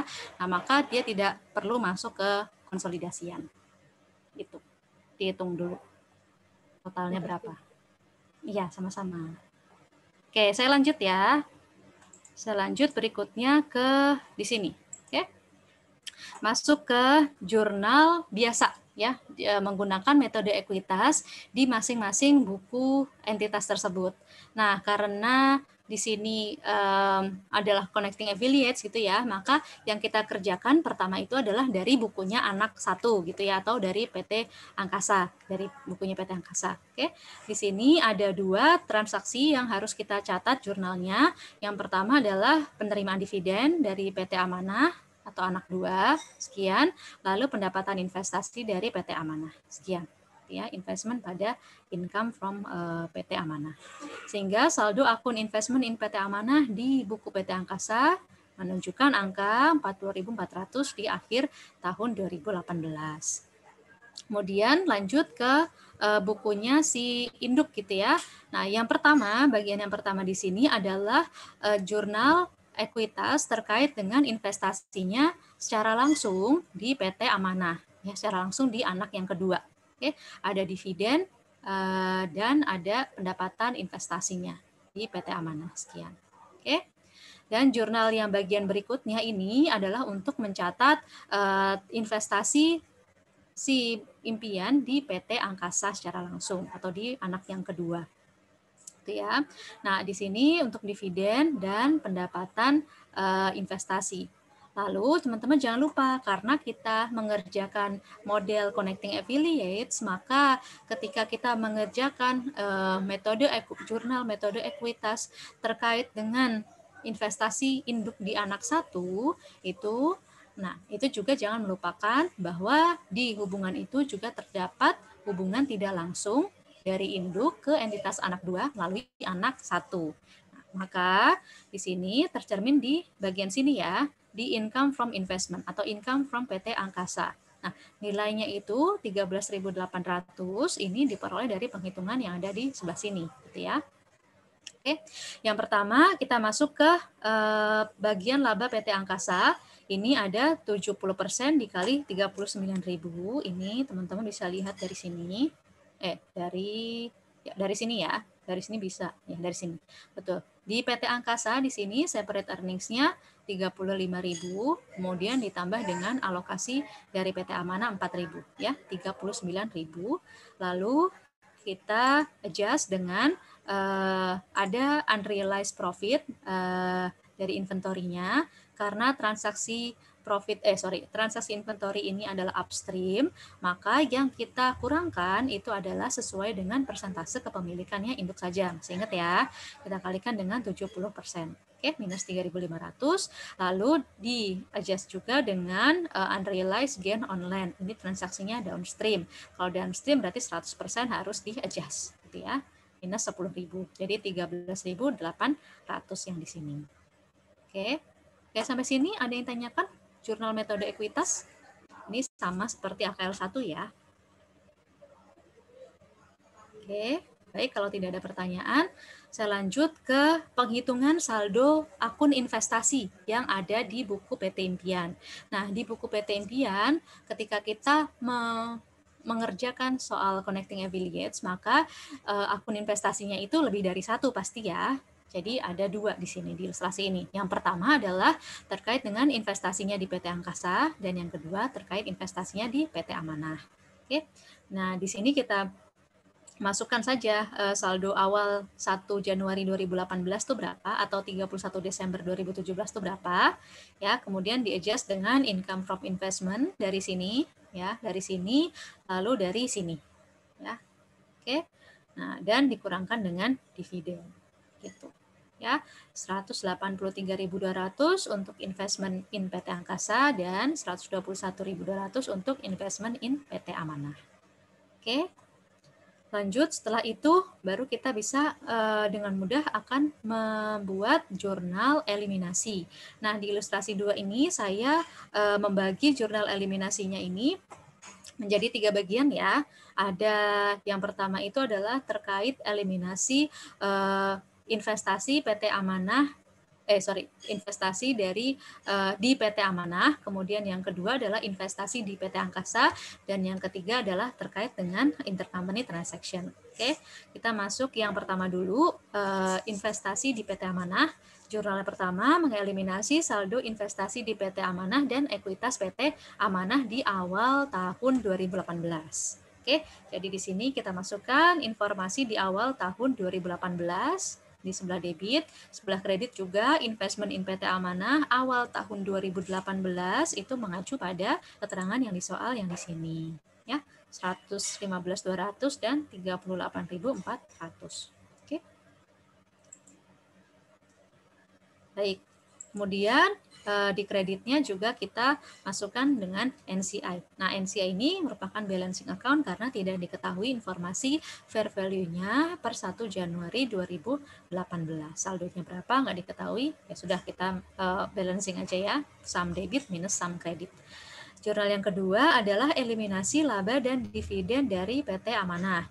Nah, di sini income from PT Amanah pada dividen dan investment in PT Amanah. Oke, income from PT Amanah senilai 16.000 itu dapat dari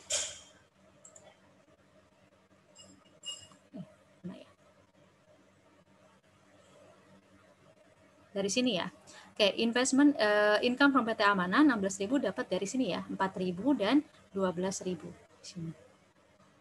Oke, 16.000 dolar. Lalu pada dividen PT Amanah itu dapat dari 80% dikali informasi dividennya tadi mana ya? Iya. Oke, ini informasi dividen PT Amanah 10%. Nah, itu kita kalikan dengan 60 ditambah 20%, 80%. Oke. Dan investment in PT Amanah yang 60%, lalu investment in PT Amanah 20% itu terkait dengan ini ya, selisih nih, menunjukkan berapa kenaikan investasi. Jadi kenaikannya kita eliminasi dengan mengkredit investasi di sebelah kredit di sini. Nah, untuk ujian, untuk memudahkan saya gitu ya, juga untuk memeriksa jawaban kalian, meskipun di sini sama-sama akunnya itu investment in PT Amanah, tetapi tolong dipisahkan saja ya, berdasarkan persentase kepemilikannya masing-masing. Ya, jadi ada yang 60%, ada yang 20%. Jadi dipisah aja, jangan jadiin satu gitu ya. Dan yang terakhir adalah jurnal untuk eliminasi untuk mengakui bagian laba dan dividen PT Amanah untuk NCI-nya. Ya, NCI expense pada dividen dan NCI equity PT Amanah. Nah, NCI 4.000 ini, NCI expense 4.000 itu bisa dilihat dari tabel alokasi laba yang sebelumnya kita buat di sini ya. PT Amanah di sini. Di sini 4.000 di sini ya. Oke. Lalu lanjut ke jurnal eliminasi bagian 2, yaitu terkait dengan investasi di PT Angkasa ya. Yang pertama eliminasi saldo investasi seperti ini. Lalu eliminasi laba dan dividen dari PT Angkasa, juga income pada dividen dan investment gitu ya harusnya ya. Nah, tetapi di sini karena dividennya ya, dividen yang dibagikan ternyata lebih besar daripada laba yang diakui secara konsolidasian, maka investment saldonya ada di debit ya sebesar 200. Ini menyesuaikan saja. Berarti di sini ada penurunan investasi ya sebesar $200. Makanya investmentnya ada di sebelah debit. Lalu yang ketiga adalah pengakuan bagian laba dan dividen PT Angkasa untuk NCI-nya. NCI expense pada dividen dan NCI 10.200 itu juga lihat dari tabel alokasi laba di sini. 10.200 NCI-nya. Oke. Oke, dan yang terakhir itu adalah terkait dengan eliminasi efek dari transaksi intercompany ya. Untuk yang persediaan, karena persediaan tersebut masih belum terjual keluar ya, masih ada unrealized profit-nya, maka jurnalnya seperti ini ya, sales pada COGS, kemudian COGS pada inventory. Dan yang terakhir adalah unrealized intercompany gain untuk land ya, gain on land pada land. Oke, sampai sini silahkan kalau ada yang tanyakan terkait dengan jurnal eliminasinya. Ibu izin bertanya. Ya, silahkan. RE. Apa ini? Ya, Bu, yang ya. RE PT Angkasa sama PT Amanah 80.000 sama 50.000 itu dari mana ya, Bu? Itu dapat dari, biasanya itu ada di worksheet-nya, di informasi di worksheet-nya, Dea. ada di soal. Ya. Kalau nggak ada di narasi soalnya, berarti dia ada di worksheet-nya. Gitu. Bisa dipahami kah? Iya, Bu. Oke, sama-sama. Mohon maaf teman-teman, saya izin mute dulu, ngangkat telepon sebentar ya.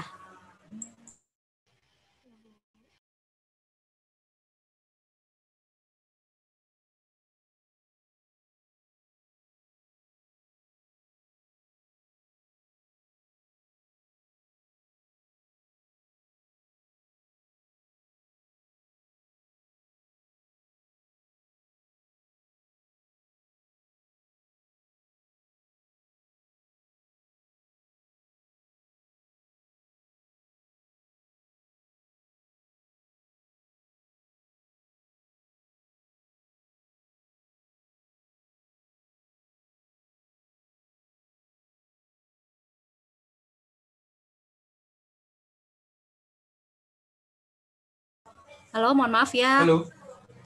Oke, saya boleh lanjut ya ke penjelasan berikutnya.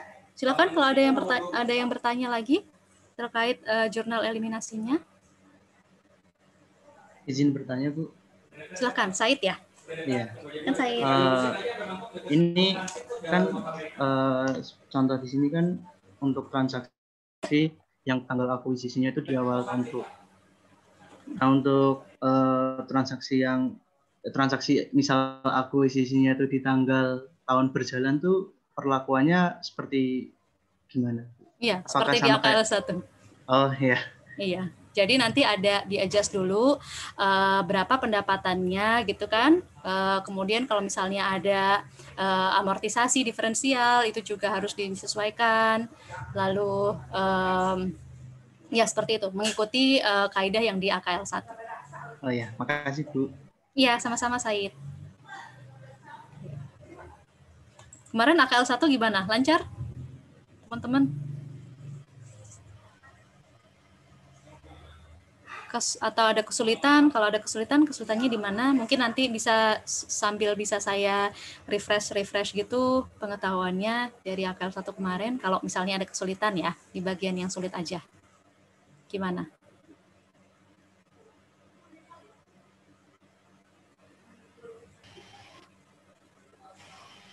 Bu, izin bertanya. Oke. Ya, silakan. Reza. Ya, kalau dari pengalaman sebelumnya yang AKL 1 kemarin saya sedikit terkecoh di bagian waktu mencari persentase kepemilikan, Bu.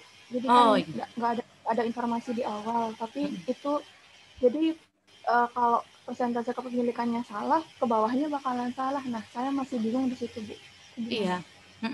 Itu bisa teman-teman lihat dari akun resiprokal yang terjadi pada saat investasi gitu ya. Nah, kalau terutama yang UTS ya Reza ya, waktu itu kan tidak dikasih tahu ya persentase kepemilikannya secara langsung tuh seperti apa gitu, berapa persen gitu kan. Nah, itu kamu bisa lihat dari berapa dividennya yang dibayarkan gitu. Ya, sama-sama. Jadi ya nanti bisa dihitung dari situ, dari akun resiprokalnya antara induk dan entitas anaknya. Ya sih harusnya seperti itu ya. Kalau anak ke cucu berarti lihatnya dari kolomnya anak sama kolomnya cucu gitu. Saldonya anak sama saldonya cucu gitu. Lalu baru kita bisa kalikan dengan berapa yang dari persentase induk ke anak. Oke, jadi balik lagi ke akun resiprokal antara investor dan investinya. Oke, saya izin lanjutkan ke kertas kerja konsolidasinya. Nah, kertas kerja konsolidasi ini juga tidak ada perbedaan ya dengan apa yang sudah kita pelajari tadi untuk kepemilikan father, son, and grandson. Struktur father, son, and grandson itu sama saja dengan yang di sini. Intinya kolomnya itu harus kita lengkapi sesuai dengan jumlah berapakah perusahaan yang terlibat dalam satu entitas konsolidasi. Ada dalam satu entitas konsolidasian, gitu ya. Cara ngecek jawaban kita sudah tepat atau belum juga sama dengan yang tadi sudah disampaikan. Oke, sampai sini kiranya materi yang bisa saya sampaikan di pertemuan 1. Silakan kalau ada pertanyaan mungkin terakhir sebelum kita lanjut ke latihan soal. Bu, maaf izin bertanya lagi. Iya, silakan. Kalau tadi kan kasusnya yang PT impian itu induk ke anak 1 itu 70%. Ya, yang PT impian tadi.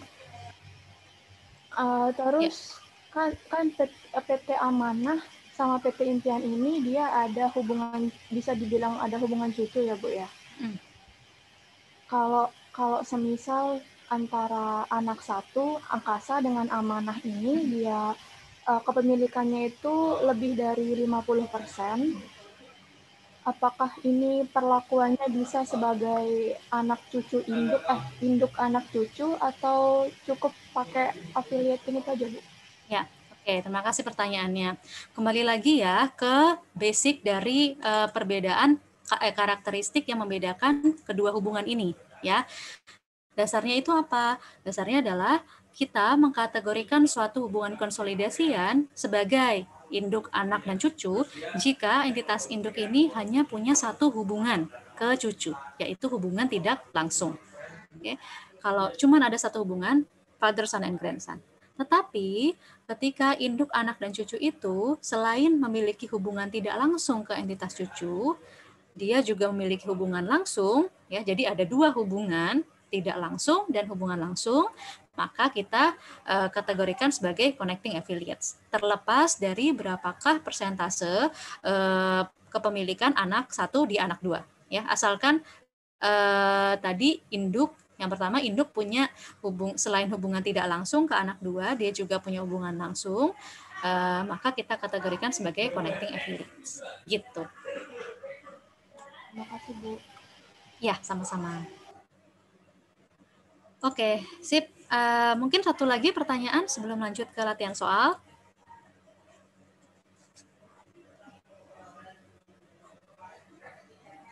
Kalau tidak ada, oke, silahkan teman-teman bisa mengerjakan workbook, membuka workbooknya, lalu dikerjakan untuk soal nomor 1 dan 2 dulu. Ya, dikerjakan sendiri dulu 1 dan 2, nanti kita akan cek jawabannya bersama-sama. Ya, silakan.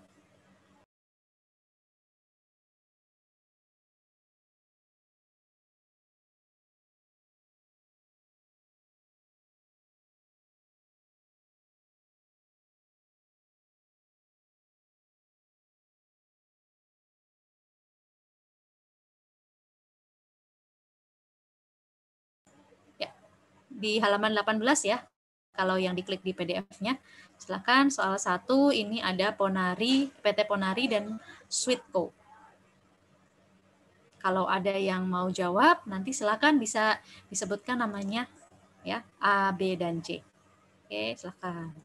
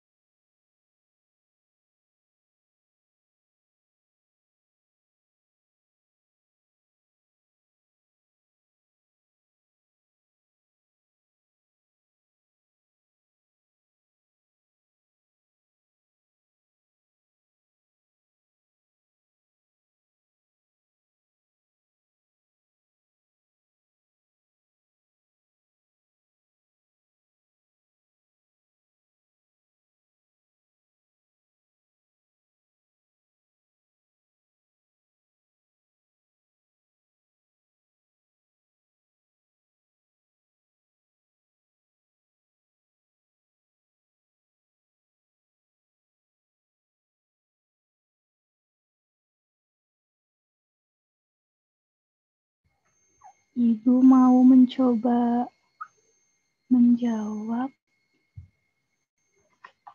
Ya, silakan. Siapa ini? Tias, Bu. Tias, ya silakan. Yang A, itu pendapatan investasi P-nya itu totalnya 300. Sorry Tias, jawabnya di Excel apa di buku? Buku, Bu. Oh, di buku. Ya, kalau buku bisa dijelaskan. Kalau di Excel maksudnya bisa ditampilkan aja. Oke, silakan lanjut. Maaf Tias. Bisa dilanjut. Total pendapatan investasi P-nya itu 368.000. Itu dari alokasi dari PT T ke S itu 60% dikali 350.000 itu 210. Ya. Lalu alokasi S ke P itu 80% dikali sama 250 ditambah 210 yang tadi. Ya. Terus udah Bu itu 368. 368 ya.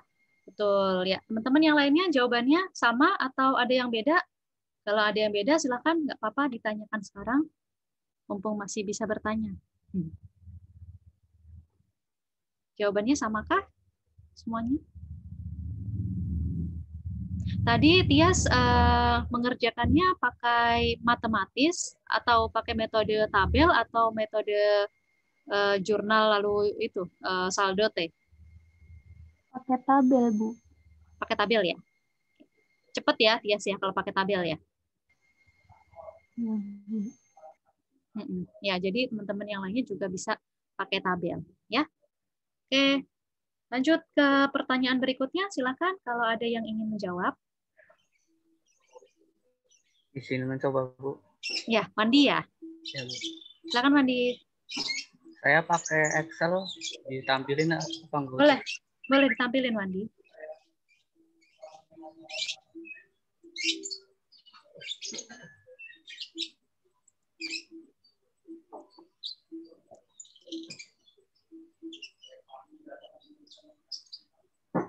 Sudah terlihat, Bu? Belum. Masih nunggu kayaknya. Nah, udah nih, udah terlihat. Udah jelas. Ya. Untuk yang B kan NCI ya, Bu? Totalnya berarti 192 ditambah 140. 232. Ya, bisa dijelaskan yang 140 dari mana, yang 92 dari mana, Wandi? Yang 140 itu yang 350 yang dari cucu dikurangi yang alokasi ke anak 210 dikurangin jadi 140. Ya. Yang 92 hampir sama, yang 460 dikurangi 368. 368 adalah yang dialokasikan ke induk ya. Iya, Bu. Ya, sisanya jadi 92 untuk NCI. Oke, jawabannya 232.000. Betul, Wandi. Ya, terima kasih Wandi jawabannya. Teman-teman yang lain? Teman-teman yang lain jawabannya sama atau ada yang beda mungkin? Jawabannya tepat ya dari kedua teman kita. Tadi Tias untuk yang 368.000, lalu Wandi untuk yang NCI 232.000. Oke, nah cara memeriksa apakah jawabannya sudah tepat atau belum, nah ini akan lebih gampang kalau pakai tabel ya. Nah di sini saya izin share screen ya.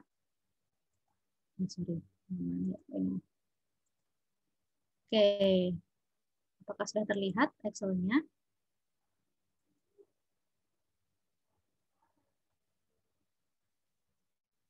Sudah terlihat, Bu. Oke, sip. Terima kasih. Nah, di sini cara ngeceknya adalah kita hitung berapa laba konsolidasian di kolomnya Ponari, gitu ya. 600 atau di induknya gitu ya. 600 separate earnings-nya ditambah 368.000 adalah ini apa namanya? Laba dari investasinya. Jadi 968, lalu kita tambahkan dengan NCI yang tadi jawabannya Wandi ya, 232. Nah, jumlahnya 1.200.000 sama dengan penjumlahan income sebelum dialokasikan, 1.200.000. Kalau demikian, maka kemungkinan besar jawaban kalian sudah tepat. Gitu ya. Oke, lanjut untuk yang C, silahkan.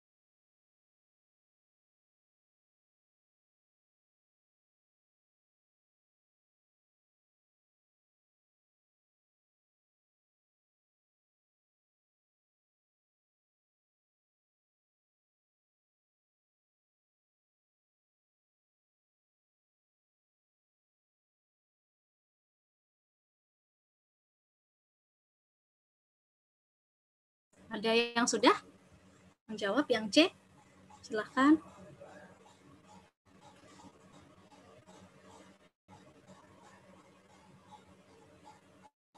Teman-teman mau nanya, kalian kayak punya bank soal gitu nggak? Maksudnya ada kumpulan soal-soal ujian tahun-tahun sebelumnya gitu nggak? Ada, Bu. Ada bank soalnya? Iya, ada ada. Jawabannya juga apa? Nggak ada jawabannya? Kalau yang soal ujian tahun lalu biasanya ada, Bu, dari angkatan. Oh, ada ya? Iya. Ya. Bisa dipelajari ya, tipe-tipe soal tahun lalu itu seperti apa gitu ya. Mumpung masih satu pertemuan atau mumpung masih satu bab, bisa belajarnya juga lihat dari soal tahun lalu gitu ya, daripada nanti numpuk semuanya di akhir gitu, panik sendiri kan. Nah, jadi bisa dicicil juga ngelihat selain ngelihat soal-soal latihan yang di RPS, juga mungkin teman-teman juga bisa melihat tipe soal yang diujikan di tahun sebelumnya. Ya, baik. Baik, ada yang sudah ketemu jawabannya, mungkin bisa menjawab. Silakan diaktifkan mic-nya.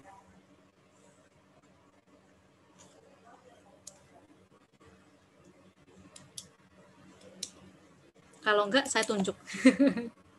Kalau enggak, saya tunjuk ya. Siapa ya yang tadi belum berpartisipasi? Eni mungkin sudah jawab? Udah, Bu. Udah. Kok diem aja? Baru selesai, Bu. Oh, baru selesai. Iya. Silakan. Kalau ada di Excel bisa di-share screen, kalau nggak ada di Excel mungkin bisa dijelaskan saja. Ya, hasilnya saya dari buku, Bu. Oh, oke. Ya, bisa disebutkan dulu jawabannya berapa? Jawabannya menurut saya 940.000, Bu. Ya, dari mana? Itu dari, kan ada ini, Bu, apa? Penjualan persediaan 35.000. Itu kan upstream. Nah, itu jadi di Ponari itu nanti dikurangi dulu, Bu, separated income-nya. Dikurangi 28.000 karena 35.000 dikali sama 80%. Jadi laba setelah dikurangi sama ini unrealized profit-nya itu 572.000. Oke, yang punya unrealized profit itu siapa? Ponari atau Sweet? Ponari, Bu. Ponari kah? Ini upstream atau downstream?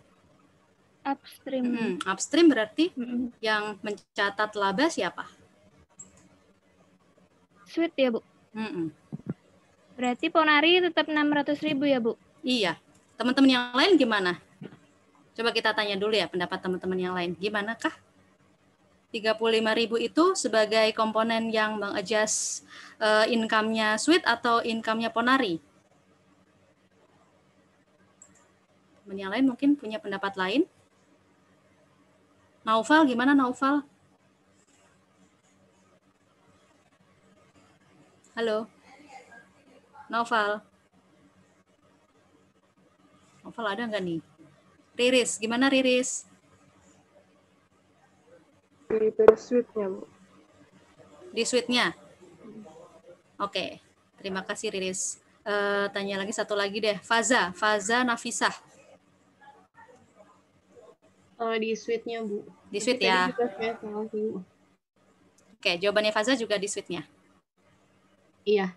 Oke, ya gitu ya Eni ya. Mungkin bisa dikoreksi dulu Eni. Dilanjutkan nggak apa-apa Eni? Berarti tadi laba Sweet-nya jadi 222.000 ya, Bu? 215.000. Laba yang sudah direalisasikan. Kan 250.000 dikurang 35.000. Oh iya, Bu. Sebelum dialokasikan. Oh iya, Bu. Ya. Lanjut. Jadi tadi dikurang 35.215. Ya. 215 ditambah 210 ya, Bu? Ya. Dari Tanuta. Ya. 425. Ya. Kemudian 425 dikali 80%. Itu 340 ya, Bu? Betul. Ditambah sama 600. Jadi 940, Bu. Ya, itu laba konsolidasian 940.000 ya. Oke, yang ada di Ponari. Nah, tetapi teman-teman, Eni dan teman-teman yang lainnya juga tolong jeli dalam membaca pertanyaan. Nah, di sini yang ditanyakan adalah hitunglah pendapatan investasi dari Ponari. Nah, kalau yang ditanyakan adalah pendapatan investasinya, ya, maka kita tidak boleh memasukkan atau tidak boleh menjumlahkan separate earnings-nya. Ya, kan karena pendapatan dari investasi saja yang ditanyakan. Di sini, apakah screen saya sudah terlihat? Sudah, Bu. Nah, ya, kalau yang ditanyakan adalah laba investasi, nah maka yang dijawab adalah yang di sini ya, 340.000 saja. Ya, tidak boleh ditambah dengan income yang terpisah. Tapi kalau ditanyakan berapa laba konsolidasiannya, nah tadi jawaban Eni betul, jadi 940.000. Ya, mohon diperhatikan di soalnya maunya apa gitu ya teman-teman ya, biar sayang kan jawaban kalian itu sebenarnya betul gitu ya. Jawab udah capek-capek, udah susah-susah, jawabannya betul, tetapi pas terakhirnya keliru dalam masukkan angka, itu sayang banget ya. Oke. Terima kasih, Bu. Iya, sama-sama. Nah, ini soal 1 udah selesai. Silahkan teman-teman yang lainnya bisa lanjut ke soal yang nomor 2.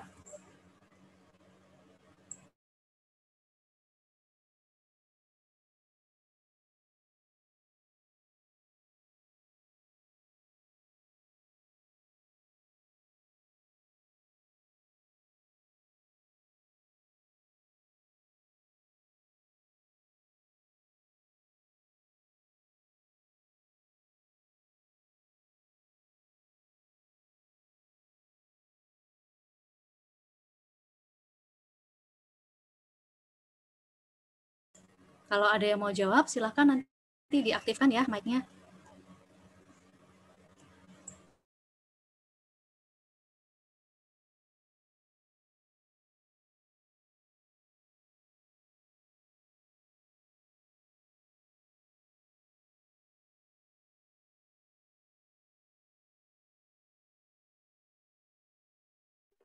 Bu izin menjawab untuk Ya, yang silakan nomor Viana. 1. Ya. Yang nomor 1 itu berarti papannya sebagai induk, kemudian anak satunya sandang dan anak 2-nya tiara. Iya, betul. Betul, Viana. Lanjut dong, langsung kedua aja. Berikutnya. Non pengendali. Untuk ini berarti untuk sandang dan tiara ya, Bu? Pertanyaannya apa? Menentukan persentase kepemilikan non pengendali keseluruhan. Secara total. Ya.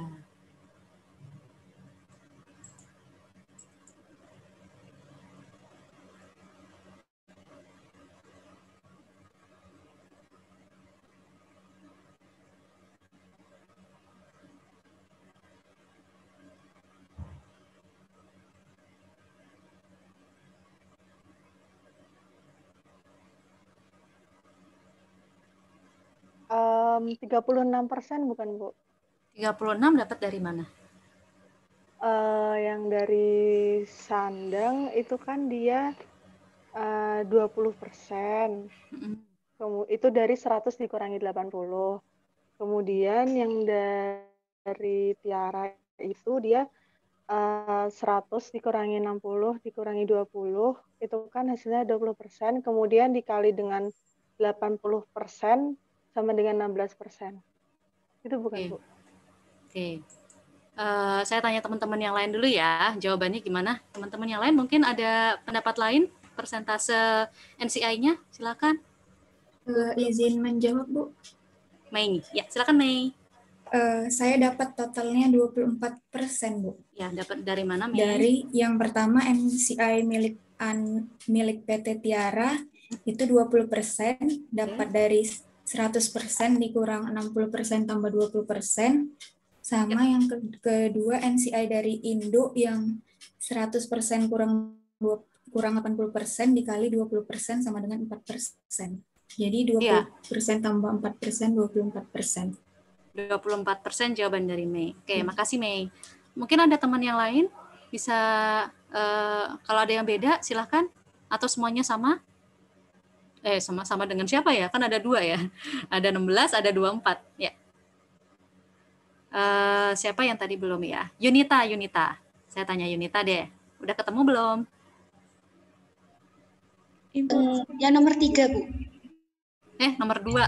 Nomor 2. Udah, Bu. NCI-nya berapa? NCI-nya totalnya 24. Ya. Betul ya. Jadi totalnya adalah 24%, gitu ya. Jadi dihitung dulu dari kepemilikan Tiara secara total itu kan 20% oleh si sandang, 60% oleh papan ya. Sorry. Saya jadi lupa. Ya. 20% dari sandang, 60% dari papan. Sehingga sisanya itu adalah 20%. Ya enggak? 60 tambah 20 itu kan 80. Lalu kita kurangkan 100% dari 80 dengan 80 itu. Jadi 20%. Kemudian yang bagian kedua itu adalah dari hubungan tidak langsung dari pangan ke Tiara. Ya.